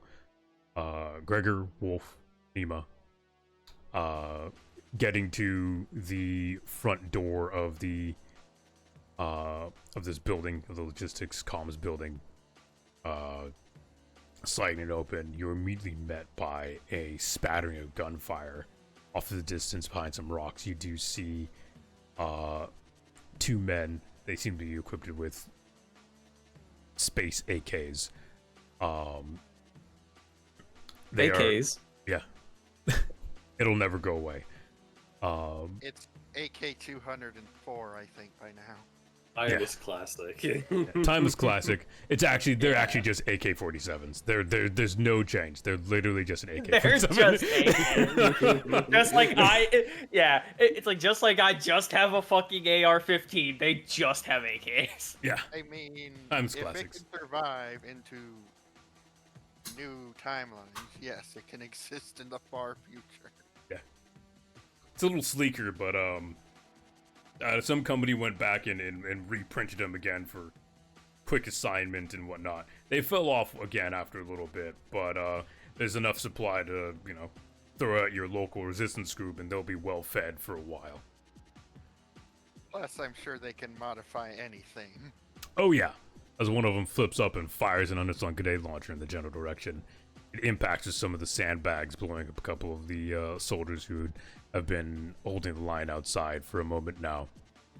From what you can tell, there's about 10 to 15 shooters splattered throughout the desert, sand, and rocks. There's no current sign of anything heavier than basic infantry, but you never know.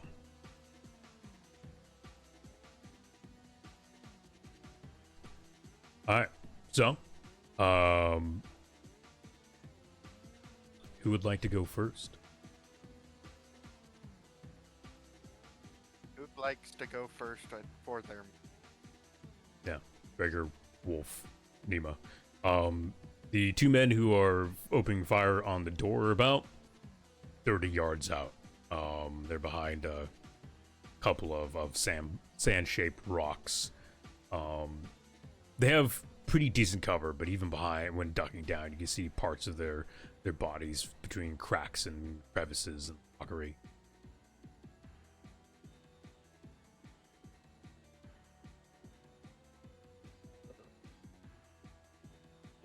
For the most part, just try and help the other two get into their mechs quicker, since I'm pretty sure, at least from just a glance, I'd probably be able to make out that they probably bear more deterring weapons than what I can offer. So, Aren't isn't Wolf melee, or did I get that wrong, mixed up? What? You said deterring weapons. I thought Wolf was melee. Well, I mean, Yeah, your pilot as equipment well. is different from your mech equipment. Yeah, Okay. you can be using your pilot equipment right now if you want. Yeah, or you can are just rest currently- your mech. You're currently Yeah. using pilot equipment. Okay. We have pilot Alright. equipment fight. There is about 100 yards between you and the mech hangar. That's 100 yards of sand.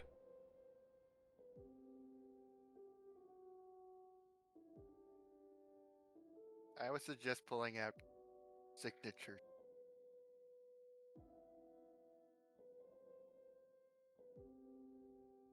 I suppose in this case, guess I'll duck into some cover and then attempt to give return fire, but like I've got a pistol. Bullet is still a bullet. A gun is a gun. I have a laser gun. Because it's lasers. But, With freaking lasers on the top of their head. is it like hilly sand or is it just flat sand? It's minorly hilly sand. Light dunes nearby, mainly because the rocks catch a lot of the wind. More of the heavy dunes are further out.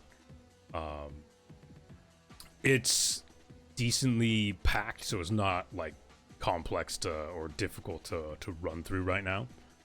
And the sand isn't blasting anything too high into the air. Are the hills high enough that you could belly crawl? A little bit. There is also the couple of sandbags and crates and stuff around to duck behind on your venture through. Oh, I did forget to mention there's a tent and two tents as well. They're not gonna stop a bullet, but they're tents. They can provide obstruction, Yeah, which I guess counts as soft. yeah, I'd consider cover. Well, time to put your faces in the dirt. Yeah. And Wolf gets down and starts to belly crawl through the sand dunes. All right. Wolf ducks Keep him down out of sight. and begins the crawl. Hey, don't go dying now. I really feel like dragging your corpses to a printer.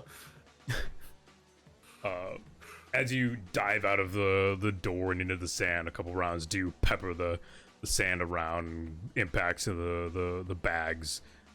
Nothing catches flesh, but yeah, you just begin crawling.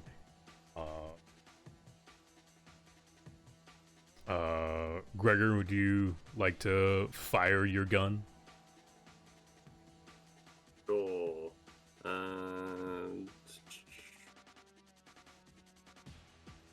not me, just completely losing where it is. There we go. Narrative. Would be under narrative. Oh yeah, you do have a knife and a pistol. Yeah. Pew. No. Alright. Firing off into the distance. Yeah, it kind of just plinks against some of the sand rock, and it does force the shooters to duck back down. They're not trained killers; they're people. So gunfire is gunfire still. Also, Kaiser, set your damage type. Oh, is there a way to actually do that? Hit the 3 dots and edit. Oh. Yeah, it's yeah. just- Explosive, what the energy, or fuck? kinetic. Yeah. Let's just set it energy. Why not? I like energy. Alright, so it's a That was couple. more a pew pew. Yeah, a couple flashes of bright light streak out and burn away some of the stone. Does it not save that? And then, Nima, what would you like to do? You still stand in the door frame of the comms building. Behind you, Zulfin and Derek are coming up with some wounded folk, and well, I guess Andrix isn't wounded, but he is low. Take it. Um, Oh, it's clicking the wrong 3 dots. Good job, me. I'll help them out so they're not as low and they can get out of the gunfire. Alright. Who are you assisting? Derek or Sulfin? Derek has a wounded man. Sulfin has Andrix and the seismic papers. The wounded man. Okay. Hoping Derek, the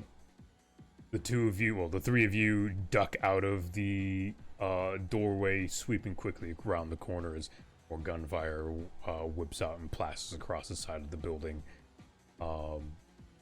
The lower structure of the building's a little more sturdy, seeing as it holds a generator inside, but at least resistance to small arms fire. Alright, Sulfin. Andrix looks at you in the open doorway, the bullets whizzing by and flanking to the outside. Right. The logistics truck is just around the corner. From there I could use the comm systems inside to announce we're evacuating. Understood. I can get you over there. Fantastic. You might want to hold off. What? And I turn on my mobility hard suit jump pack so that I can carry him over to the logistics truck.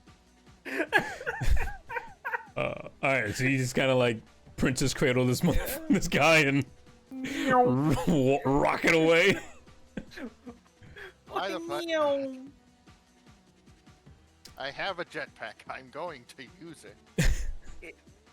I'm glad I helped the other want to guy. avoid the sand. and Fair, Right. fair. I saved him, but you're currently handling him since he is the wounded one. Yeah.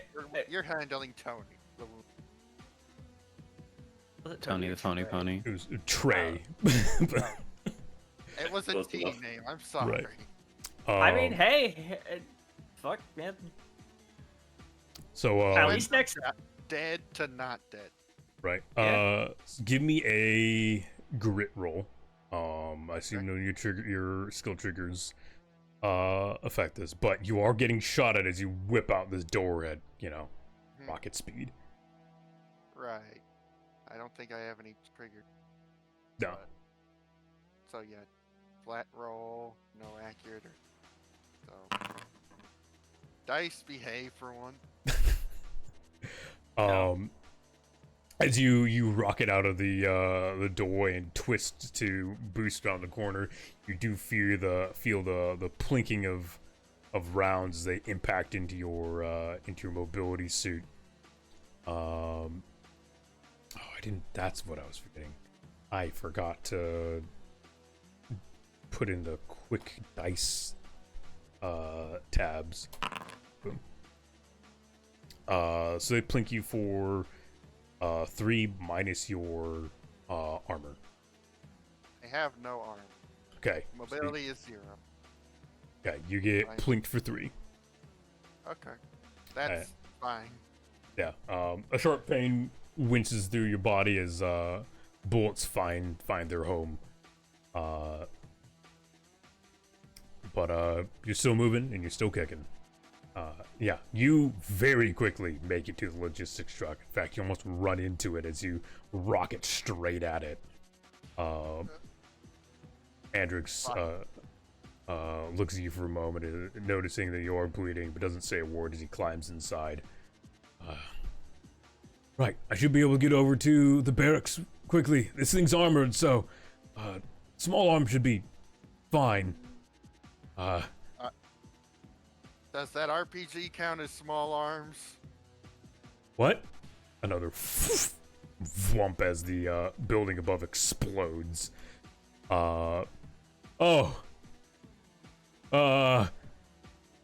Drive. He puts it into gear and floors it, ripping the truck backwards and kicking up tons of sand as he drives off towards the barracks to begin loading through.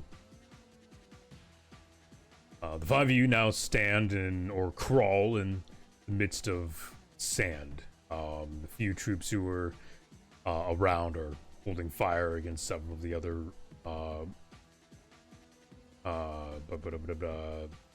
insurgents, but it's not an amazing fight. Neither side is winning, I'd say. You watch as a couple soldiers behind sandbags get gunned down as a rock holding a couple of insurgents explodes under heavy fire, and it collapses and buries them into the sand. What would you guys like to do? I am going to continue doing the best that I can to get the previously very much dying guy towards my mech, since again, that is probably one of the safest places for him, and I do have the extra cockpit space. Yeah, that's totally fine. I might And- need technical help, Forge, because it logged out back in. What's up? Forge logged me out and booted. Do you need to just log in? I tried, but I can't select name. Oh, He weird, probably 'cause- thinks you're still in the game. yeah, you're Yeah, still in the probably game. still in the game. How the fuck do I fix that? Can you kick in? Could, could it be like a situation of trying to log you out, but the server is taking a minute? So Yeah. Yeah, it should boot for inactivity after a little bit, Or or yeah. I time guess out. for now I can just use CompCon. kick. There you go. Now go. Oh, well, that works. I will also note, not that I'm sure if it matters at this moment, I do have the Shield of Blades talent, so as long as we're engaged, me and any adjacent allies count as having soft cover. That's That- great that's when only for you're your in a mechs. mech. In mechs. Yeah. Okay. That's what I was Yes. trying to figure out. Yeah. That's why I did preface it with I'm not sure if it matters or not right now. Yes, also engaged is melee. Yeah. Is Okay. Yes. Okay. Once It's Once not I very make it to clear the on 10. the language side. once I Just make it to says the 10, engaged. I'm just gonna get up and start sprinting. Yeah. Okay. I will say, Dragon, you do have a portable cabin. I do have a portable cabin. This is true. I could throw that out as cover. That's actually, yeah. Look it. I believe I'm going to throw that out in along the general path in front of us to try to give a little more cover. All right.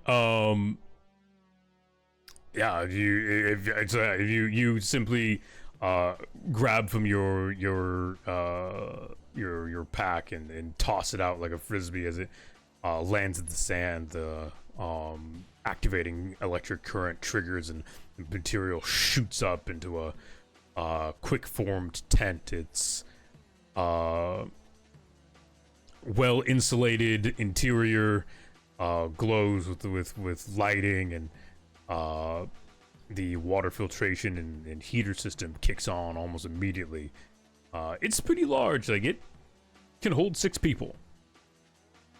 As bullets immediately start ripping through it.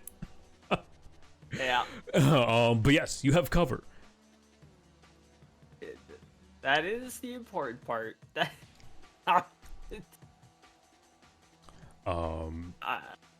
So you make it without much of an issue to the already standing tents, where you can find a little bit more cover, though not stopping any bullets. It's just hard to see on the other side.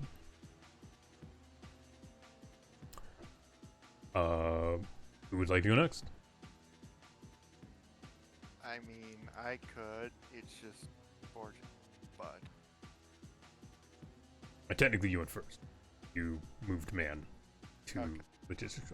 So, I wasn't sure if I yes. this new thing or not. But okay. go. Gregor, Wolf, or I like to get in mech.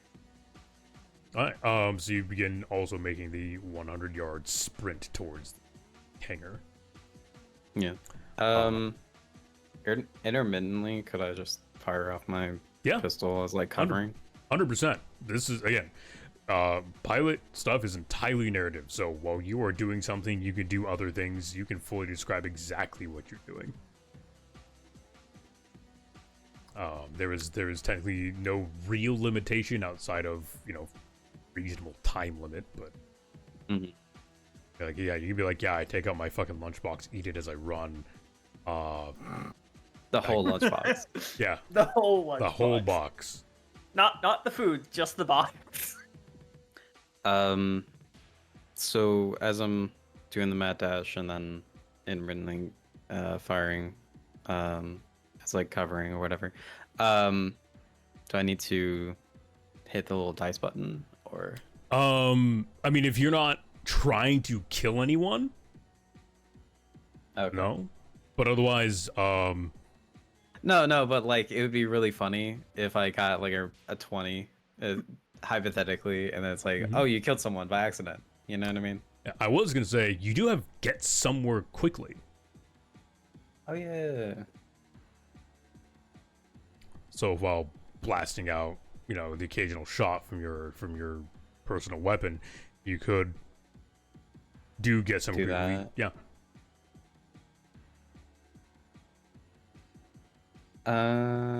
Okay, so I have a window with accuracy and difficulty. It will automatically calculate that stuff. There's nothing giving you accuracy or difficulty right now, so don't need to worry. Just straight roll it. Okay. Fantastic. You beat a 10. So yeah, breaking from the cover of the sandbags and a little bit of sand, basically just lobbing shots at rocks to keep people's heads down. You break into a very quick sprint between the cover of the quickly deployed shelter and the tents that are already standing. You whip past Wolf, who had already had a head start crawling on the way there. And you find yourself actually already near the hangars at this point. So, fuck yeah. Gregor, Wolf? I mean, that's basically what Wolf is doing. As soon as he gets to one of the tents, he's standing up and just sprinting out the other side of it. Fair.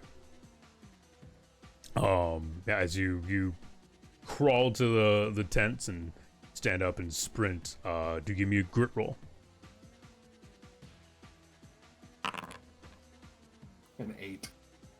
All right. You sprint from behind the tent, though not nearly as fast as Nima. The rounds that follow pursuit do manage to catch up to you, dealing a whopping 2 damage. Alright. How do I roll just regular dice on this? So /R, followed by blah blah blah d something. Blah, blah, blah, blah, blah, blah. Yeah, so you do get your shield Yeah, the personal kinetic shielding. Yep.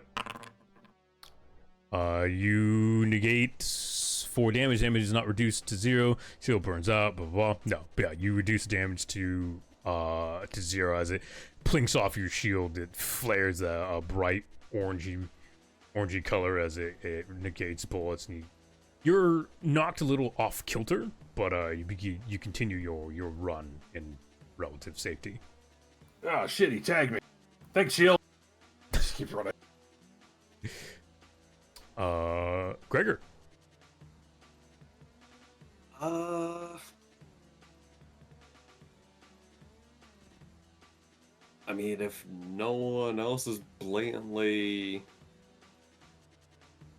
in harm's way, I suppose I'll also start falling back, per se, to go try and get to my mech as well, whilst, popping shots and whatnot, yeah. Alright, yeah, you, again, just kind of blind firing off in the distance, doing your best to get from point A to point B as fast as physically possible.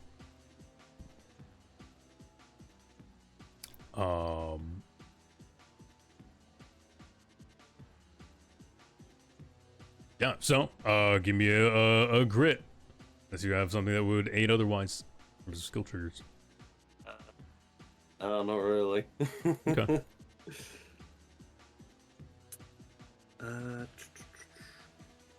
Finally registered that I was offline, so it, Nope. I can't roll for shit today, goddamn. It's fine, everyone's suffering.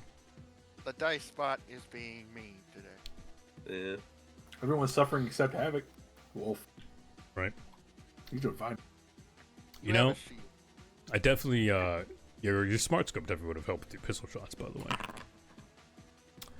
You get blinked for one, as bullets kind of whip through the sand. One of them, manages to catch a rock and ricochet up at you. Ow. At least you don't have a round in you. You just got gashed a little. I love the effect of your armor. This jacket provides no significant protection, but is available in a variety of styles and colors. It can be worn comfortably even in hot weather. Are you talking about mine? Well, do you also have a Champion's pilot jacket? Yeah. Yeah, it's literally Ow. just there to exist. It's a I jacket. didn't It's explode. comfy. Yeah. Yeah. I mean, I just like the ability to have flight. Yeah. It felt good for a border. Yeah.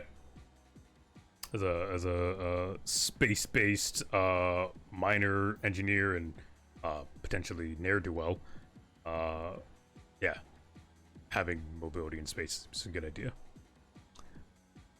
Plus, I can do other near-to-well things if we do encounter mech. Just Yeah. pilot. Listen, Wolf just really wanted to wear a very loud tropical shirt and board shorts, okay? I mean, That's what, I believe it. do what you want with the shield. Very Right. dad coded. Yeah. All right. Who would like to start off the round? Is more bullets being whipping off. Finally, after all this time, the siren that sits off to the side of the station begins to blare. Now you tell us we're under attack. Would have been helpful 3 fucking minutes ago. More like half a minute ago, I think, in time. Yeah, time's relative. potato, potato, whatever. Okay, I think I'm going to maybe fly on top of the roof and try and take some shots with my signature. Okay. The roof of what? The roof of the building that just got shot to pieces. Or did it explode? It exploded. It exploded. Yeah, Yeah. I got hit by an RPG. Yeah. Okay, You can think lay I- on the floor. Gotcha. I think, is there any other place I can land, or is it just that? There actually recently popped up a small shelter hab Is it Um, still? I'm gonna land on top of that. I think. Yeah, it's standing Falling and in, yeah, it's sturdy. It's definitely has holes being put in it right now. I think I'm gonna land on it and fire with my. Sure. What is your signature? It is a. It is a rifle, but I have heavily modified it to fire explosive slugs. Oh, yeah. Oh, Shoot it. we have escalated to lethal force. Should have started at lethal force. Ooh. Bam, bam, bam. Bang, bang, bang. Yeah, as you catch sight of one of I guess the. if you want to look for it, it looks like the flat line. Oh, yeah. Ah, Yeah, as you land on top of the quick deployed structure, you catch sight of one of the insurgents attempting to fire at Nima as they reach the hangar, and with a couple quick shots. I'm sure their corpse looked a lot prettier before. Yeah, one just it catches them in the upper shoulder, and as they twist through the air, the spray of blood is quite a contrast in the sand. Their arm flies off into the distance. First person I've ever killed. What a way to go. Honor a Yeah, planet, yeah. at least. Uh, Not talking about backstory pirates now. I would say, Nemo, would you like to go since you're the one at the hangar at this point? Yeah. All right. Um, Before you use the hangar, it's got just a simple panel strapped to the side of it to open and close the main hangar doors, which currently do rest closed. mhm. There is a door on the side that will open and also get you into the hangar if you want to not open up the main door. That's up to you. I mean, opening up the main door lets the mechs out. Yeah.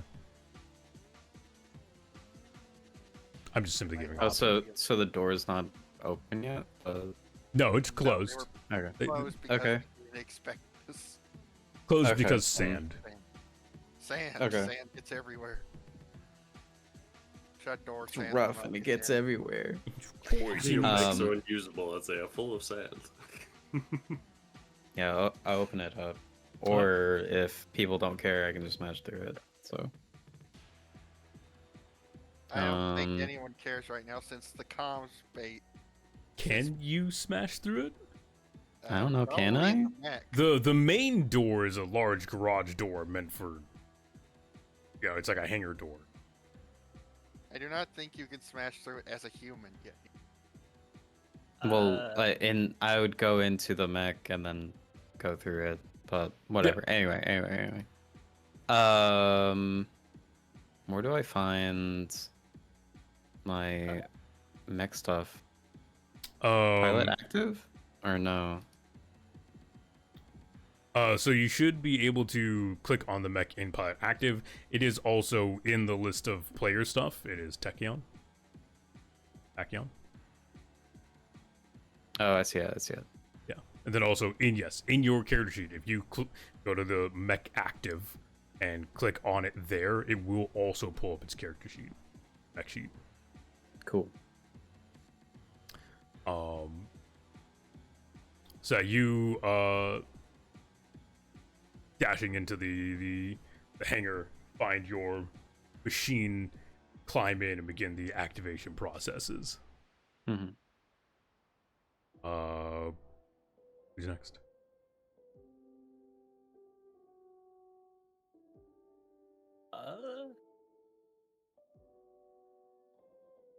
I suppose I can go next at that point. It's gonna be even more same for me. I'm gonna keep trying to get this guy to. I'm gonna keep trying to get the guy I've got with me to cover in the back. Fair. I mean, cover is behind a tent if you want to ditch him. Yeah. but otherwise you can drag him along. Yeah, I think I will, in the interest of at least attempting to preserve this individual, continue dragging him with me. I guess I'll just take pot shots with the sidearm as we go. All right, a lot of sidearm uses today, huh? I mean, sure. This NPC is just gonna stick with us the entire thing. Right. The entire game. This is Grumbles the Goblin. It's like Hippie never gives him dialogue or describes what he's doing. He just says he's there. That's it. Yeah. Right. Wait, that's a knife. That is a knife. Is it? Yes. Oh, it just says sidearm. It doesn't even say. Oh, It's whatever. Because it has threat instead of range. Yeah, so it has a threat 1 instead of a range. Your medium signature is a gun, as range You could say 5. it's an SMG if you wanted, dude. Either way. Yeah. I'll just keep running. I mean, Yeah. you could just say you Okay. threw your knife and somehow hit someone. Yeah. Or whatever. just- like just whatever the- you did. The greatest fucking yeet as you fucking as you're dragging this man along, you lob a knife. Honestly, you did it just to kind of like, again, as a deterrent, as one of these surgeons pops up and just catches it to the chest. Oh, He looks about as surprised as you are here, realizing you've killed a man with a knife at about 25 yards. See, you can bring a knife to a gunfight and win. you But now you have to certainly go get an it. arm there, Derek. Well, it happens. Training Just does this to a man, I guess. Okay, now go get it. Get Trey in your mech, I think, if you That, can. that is the attempt. Yeah, give me a grit. Or if you have, an appropriate skill. I just have grit. It'll be Okay. alright. You don't take damage. Yeah, you managed to push through. Maybe it's the adrenaline of being the greatest knife thrower in this side of Tumbuska. Surprise of one of their allies getting knifed. You managed to get to the hangar faster than you thought you would. Clambering into your mech, you put Trey into the back. His stabilized condition just has him a little winded. And you begin the startup process of your machine. Who would like to go next? Yeah, Wolf will try and get to the finally get to the hangar this time. All right, give me one more grit. Come on, dice. Hooray! Hey. It requires a pretty cool combat dive through the hangar doors as rounds plaster the wall around you. But you've made it in, rolling back up to your feet and making your way to your machine. You clamber inside and also begin the startup process. Alright, defenestration engine. It's almost time. Real quick, Kaiser, what is Gregor's call sign, or did you give him? You should all have a call sign. Yeah. Just making sure. Call sign Caesar. Yeah. Understood. Izar. Oh wait. Oh wait, True Kaiser. Gregor is your last one who hasn't acted. What would you like to do? Continue my merry jog, apparently. Right. All right, one more grit.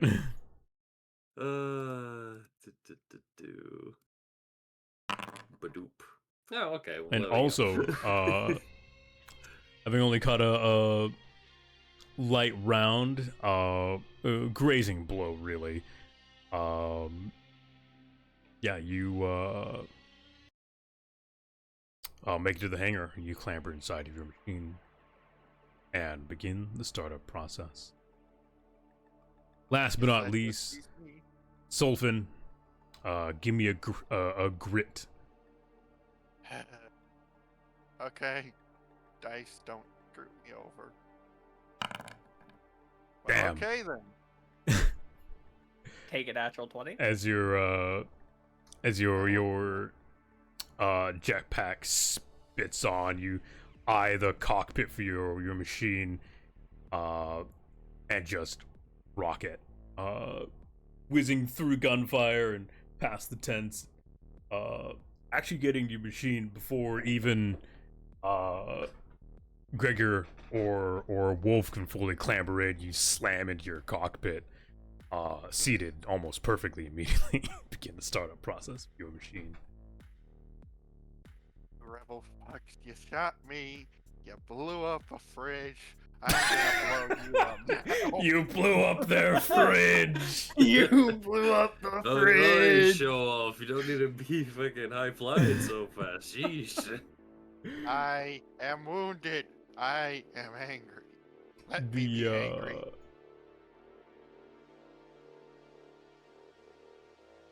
Oh, I realize I need the vision. My thing. Everything's dark. Everything is dark and I can't see anything. Why are people moving my mech? I don't know. It's the only thing I can see right now. Agreed. Ooh. You guys don't have vision. Nope. No. Everything is pitch black. I see. Oh, I see the why- You can deployment only see zones. mine. I don't You know can why only this. see my mech. There you go. There we go. We have vision now, and you're a big boy. You're a I- tiny boy. Yeah. So small. I gotta zoom in. Is this what size 1 means? No, it just weirdly didn't save my adjustments. No, that's what size half is supposed to be, by the way. Yeah. Yeah. And that is a size 2. There is Yup. bigger. I didn't save any of my adjustments. Oh, because I don't think I did it on the actual.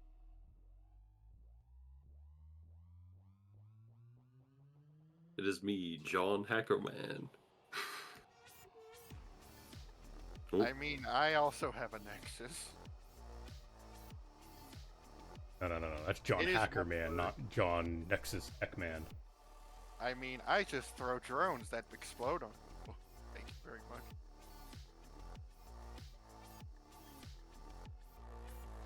Not That moving. is what I'm rolling with due to the little icon. Not moving. Stop Stop dancing around. Moving.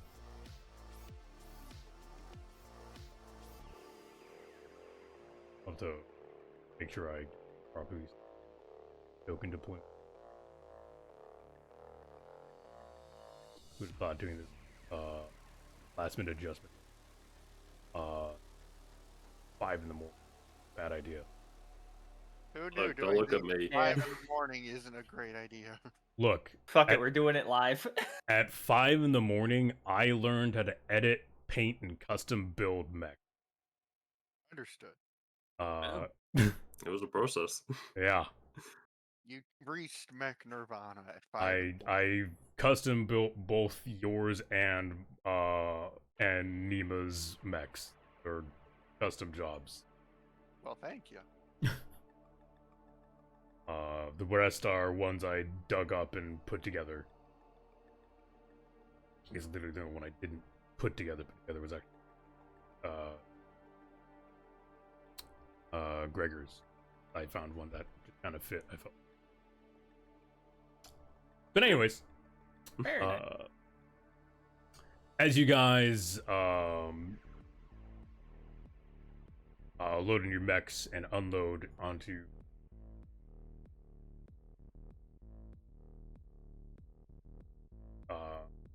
speak up, the truck has made it to the across the way and through.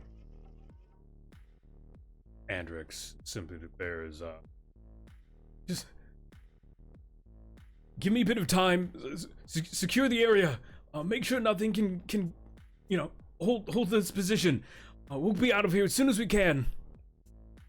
For 6 turns, 6 rounds, you guys will be hold majority of objective. That means Oh boy. any enemies in Taken hold. as you guys all deploy your machines, the enemy infantry begins to pull back, shouting. A couple of RPGs out, impact sand, dirt. Guys begin target registration. Several machines finally. So they are junky. They are half baked. Little more than old world tech dug out of the sands that they stand on. They are in fact resistance more. Armed to the best of their ability. Multiple of them rocking souped up scrap machine guns. Others holding heavier weaponry, more consistent to heavy breaching, alike. Not the mech-sized space AK. Not the mech side. Yes, Space the mech-sized space AK. I thought that was great. Very, very, very happy. That is Oh, past. yeah, no, pretty great.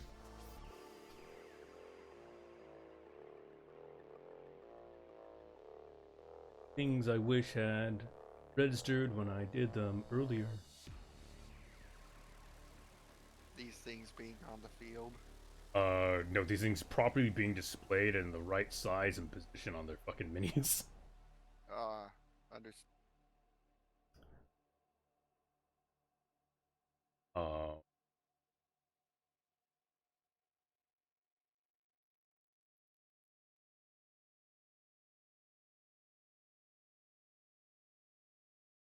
either side of the road,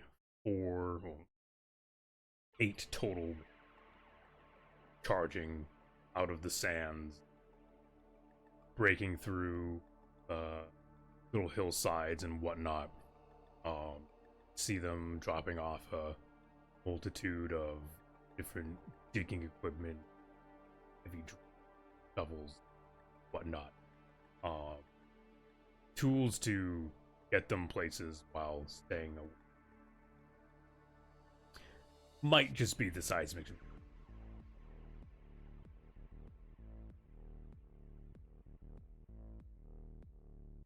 I mean, that could just be Maybe. nothing. Could be nothing. Could be. Good enough. All right. You. Wonder. Hooray! Hooray! Hooray! So yeah, as you can see here, Lancer plays differently from other TTRPG. A normal sit rep for Lancer will have objective points with things you guys need to hold or do or take. Specifically, take and hold position, and it is a majority objective. As I said, you majority of points in 6 turns. 6 rounds. That means you need to have the majority of personnel within point and must hold at least 3 of them. Every enemy that is inside of a point alongside you or without you indicates any points you've gained in other locations.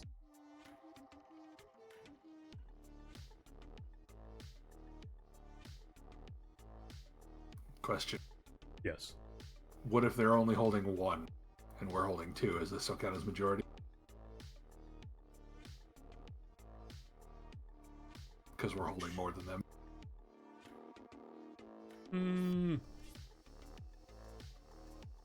No, I declared 3. I'm gonna keep the objective at hold 3. Alright. So I guess I shouldn't say hold majority. I should say hold at least 3. which is the majority. You need to have the majority of the points in general, not more than them, the majority. Because you are securing the locations. Securing only half the location isn't worth it. We are trying to protect civilians. You are in trying to combat protect civilians. right now. Alright. Guys, loading up, priming your weapons, looking around and seeing the dangers coming towards you, barreling down through the sands, rising through the rockery.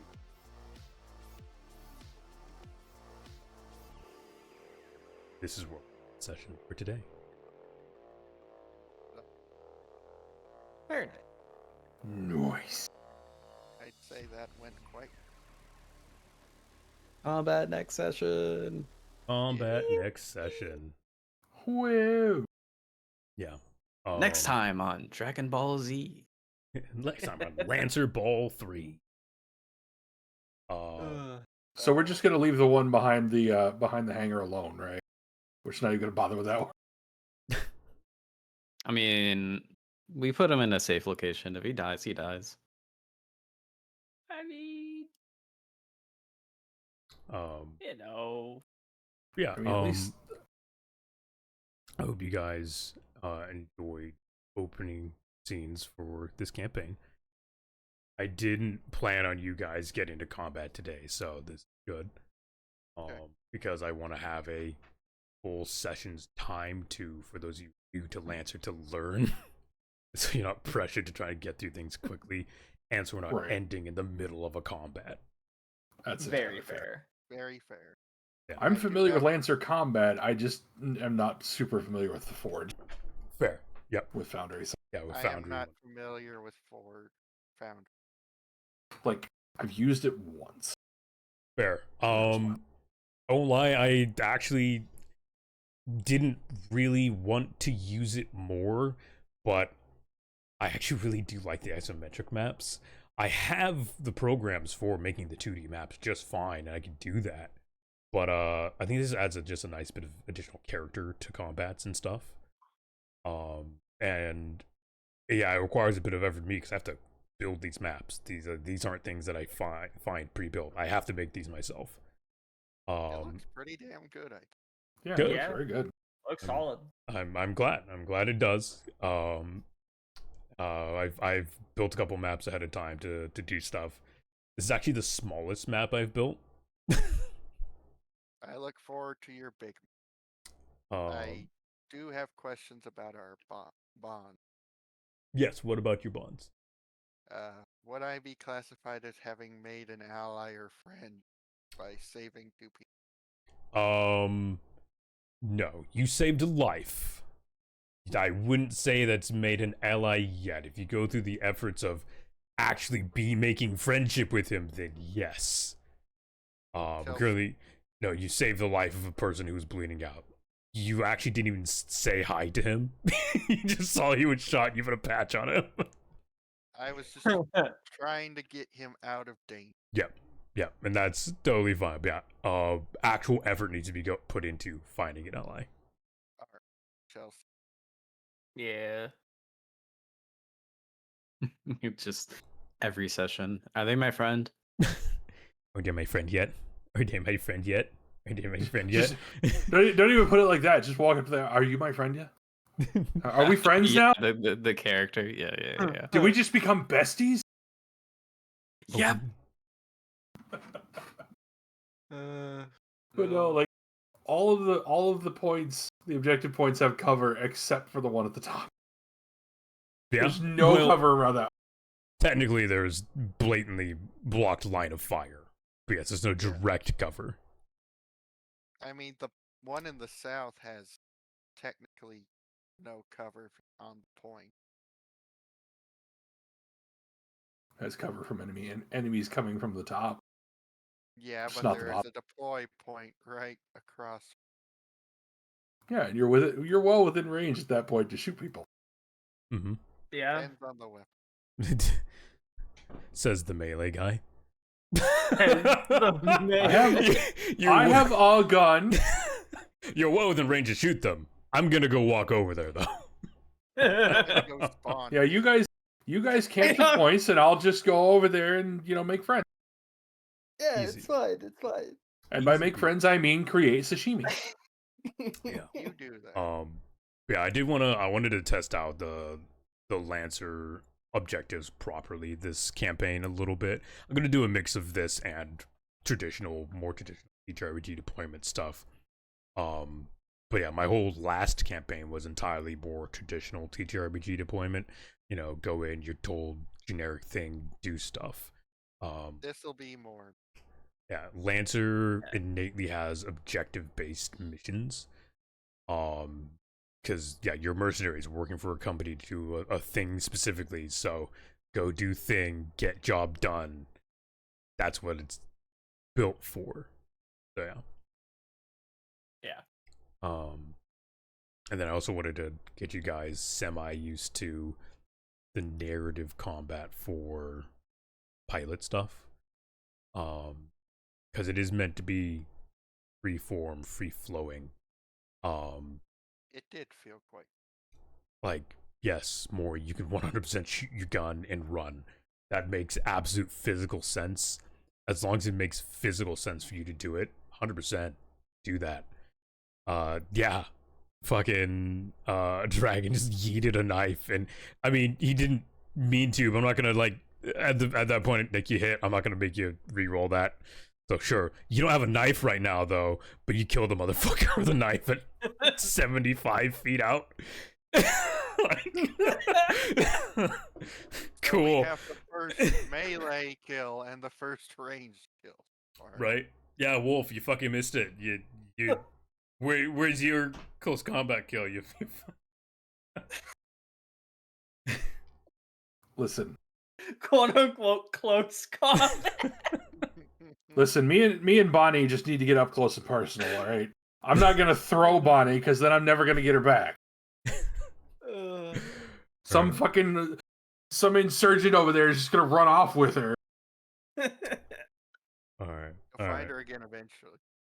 But yeah, I hope you guys enjoyed Session 0. If there's any questions or anything for me now or after stream or until next Wednesday, you guys are totally welcome to ask me. If you want to clarify anything, feel free. If there's anything you want to clean up for your character, feel free. I'll be available for shenanigans and whatnot throughout the week. I will be busy this weekend. I have PAX, so I'm going to be out of my house almost all day the entire weekend. That's fair. Have fun. That's fair. Mm-hmm. Honestly, the question about the bond was more just so we know how it works. So I can clarify how that specific tag works. I'm sorry, what was your question about the bonds? I know, yeah, you asked me something. If healing someone and saving their life would count as making an ally. No. Again, you would actively need to make an ally. Yeah. If your thing was tending to someone or healing a wound, this maybe something you didn't know or something just met or whatever, yes, I would give you that. But if it's just make an ally, then I wouldn't. I mean, there is a tag for help heal or soothe or heal someone's pain, but I don't think I healed someone's pain. I healed them. Yes, I feel that's more, Emotional pain. Yeah, that's being a therapist. Mm-hmm.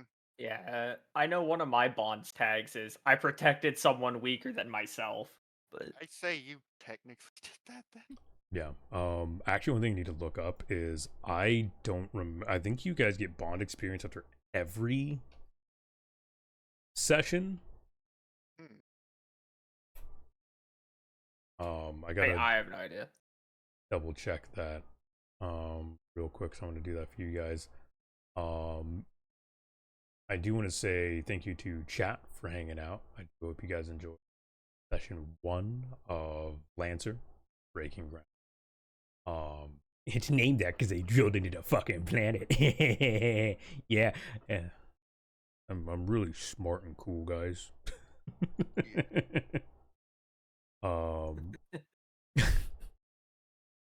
Glad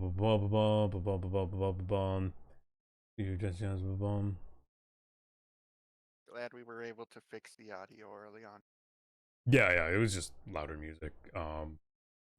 For Foundry is a little hit or miss on how volume and stuff needs to be done. So, like, my Fabio Ultima music had to be louder, where here it needed to be quieter. So, different ways. Powers through role playing. How you do so depends what you pick. So yeah, I mean, so it looks like you guys simply get bond experience from doing the thing. So you go down your checklist, like for Mori, call sign Hellcat, or I guess Nima, call sign Hellcat. Did you address a challenge with charisma, iconoclasm, or dedication? Did you express your heritage, background, or beliefs with your actions? Go through issues from your burdens or background. Stuff like that. Special pack. I feel Yeah. like I did something like that by helping out the injured dude, but I don't know if that's really worth it. You know, I was assisting someone else, you know? Yeah, because I would assume these kind of relate to your other options from your bonds that you chose. I wouldn't say innately you did that today. Honestly, it's like, did you play your character how you believe they should Yeah. play? Yeah, the bond XP goes up by you guys role playing as your character, doing things as your character, and so I think that at least this session I did background expression. Same. Constant interest in tech and engineering. Blah, blah, blah. There's a heritage, background, or beliefs through your actions. Sure. I'm also not sure about boon XP from another player. Other players may have things that give someone else an XP. Oh, okay. So people can gift XP. Yes, you can gift XP to other players as well. Those are generally the more groupy bonds. Group friend. Yeah. Yeah. Group friend bond. So I at least learned one. That is good enough. I think. I will not count the power strip as a new one. Yeah, I wouldn't. I'm not. I'm not that desperate. Yeah, all I need to know is, like, because I'm not sure one way or the other, but does throwing Trey in the back of the mech count as protecting him? I do want to play more into the space or out of the world. Or out of... If Trey lives through this encounter, I would say we'll yes. give that. Cool. In other words, don't lose the mech. Yeah. So I would again focus. The XP comes from blatantly doing something under that category. So protecting someone weaker than yourself would be like less carrying him to, safety after he's been patched with someone else, and more putting yourself between him and danger. That's protecting him. Yeah. Or, stand up to, a tyrant to protect a little guy. That's protecting someone weaker than yourself. Like, see a mugging. You go stop the mugging yourself. Say that classifies. Yeah. Right, which does classify as something the character would. Yeah. Yes. Like Mr. Incredible. Oh, yes. I guess. Yeah. I legit had to brain who the hell Mr. Incredible was there for a moment. Yeah, it took me a minute to remember. From The as well, Incredibles. Yeah, from The Incredibles. Yeah. That was honestly a really great session. Yeah. It was. Mm-hmm. I Just enjoyed it. got to get used to actually playing a character with me. Yeah, and I'm never gonna force you guys to do like heavy RP or anything like that. I don't want you guys pressured into any of that. I simply want the bonds and stuff to be something to help you realize what your character is and kind of help you lean into being them and enjoying the experience that is playing a character rather than playing a number. I quite enjoy Bond. You basically self-critique yourself on if you played the character. Yeah, and Yeah. that's what I'm here to do. Again, TTRPG is my job. Teaching Make people this ruling. stuff is what I do for a living. Mm-hmm. So yeah, I'm not gonna hold you guys hostage any longer than I need to. You guys are all welcome to depart as you need to. I'm gonna go ahead and finish up stream. Thank you all for being awesome. I am excited to see you all again next week, where you guys will learn the basis of combat and hopefully enjoy your first combat encounter. Let's go. Yay. Y'all have a wonderful rest of your night. I'm gonna go ahead, mute and deafen and stuff, and see chat Yeah. out. Yeah. Bye bye. Have a good Later. one. Toodles.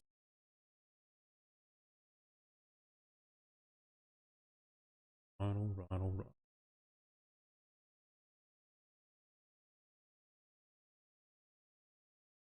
All right, chat. It has been an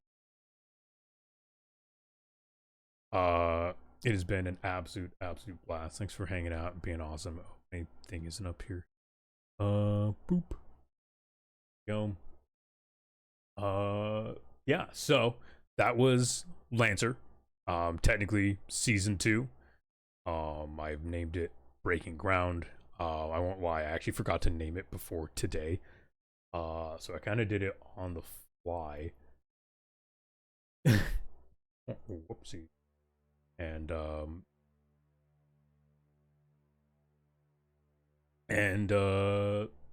yeah. Hope you guys enjoyed the show. I'm gonna post this on YouTube. I'm gonna throw that up here shortly after stream. And yeah, I appreciate if you guys do check out the YouTube and all the other links. Let me go throw those up for you guys. Discord, Twitter, Sublink, Merchant, all that shenanigans. Give it a look. For YouTube, I'm going to post the information down below. And all that shenanigans. I love your faces, chat. I will probably see all of you guys later. I'm probably going to stream something later tonight. But, yeah. Oh, I do want to say thank you to the Cosmic Cowl for the follow. Much appreciated. And everyone who hung out, chilled and relaxed and show. You're all amazing. And yeah, for YouTube, goodbye. For stream, I will see you guys in probably an hour or so after I get a little bit of a break and I'll be back to stream games and whatnot. Alright. Sadly, with that, the tavern doors will be closing. So, finish your drinks, ladies and gentlemen. And until next time, bye-bye!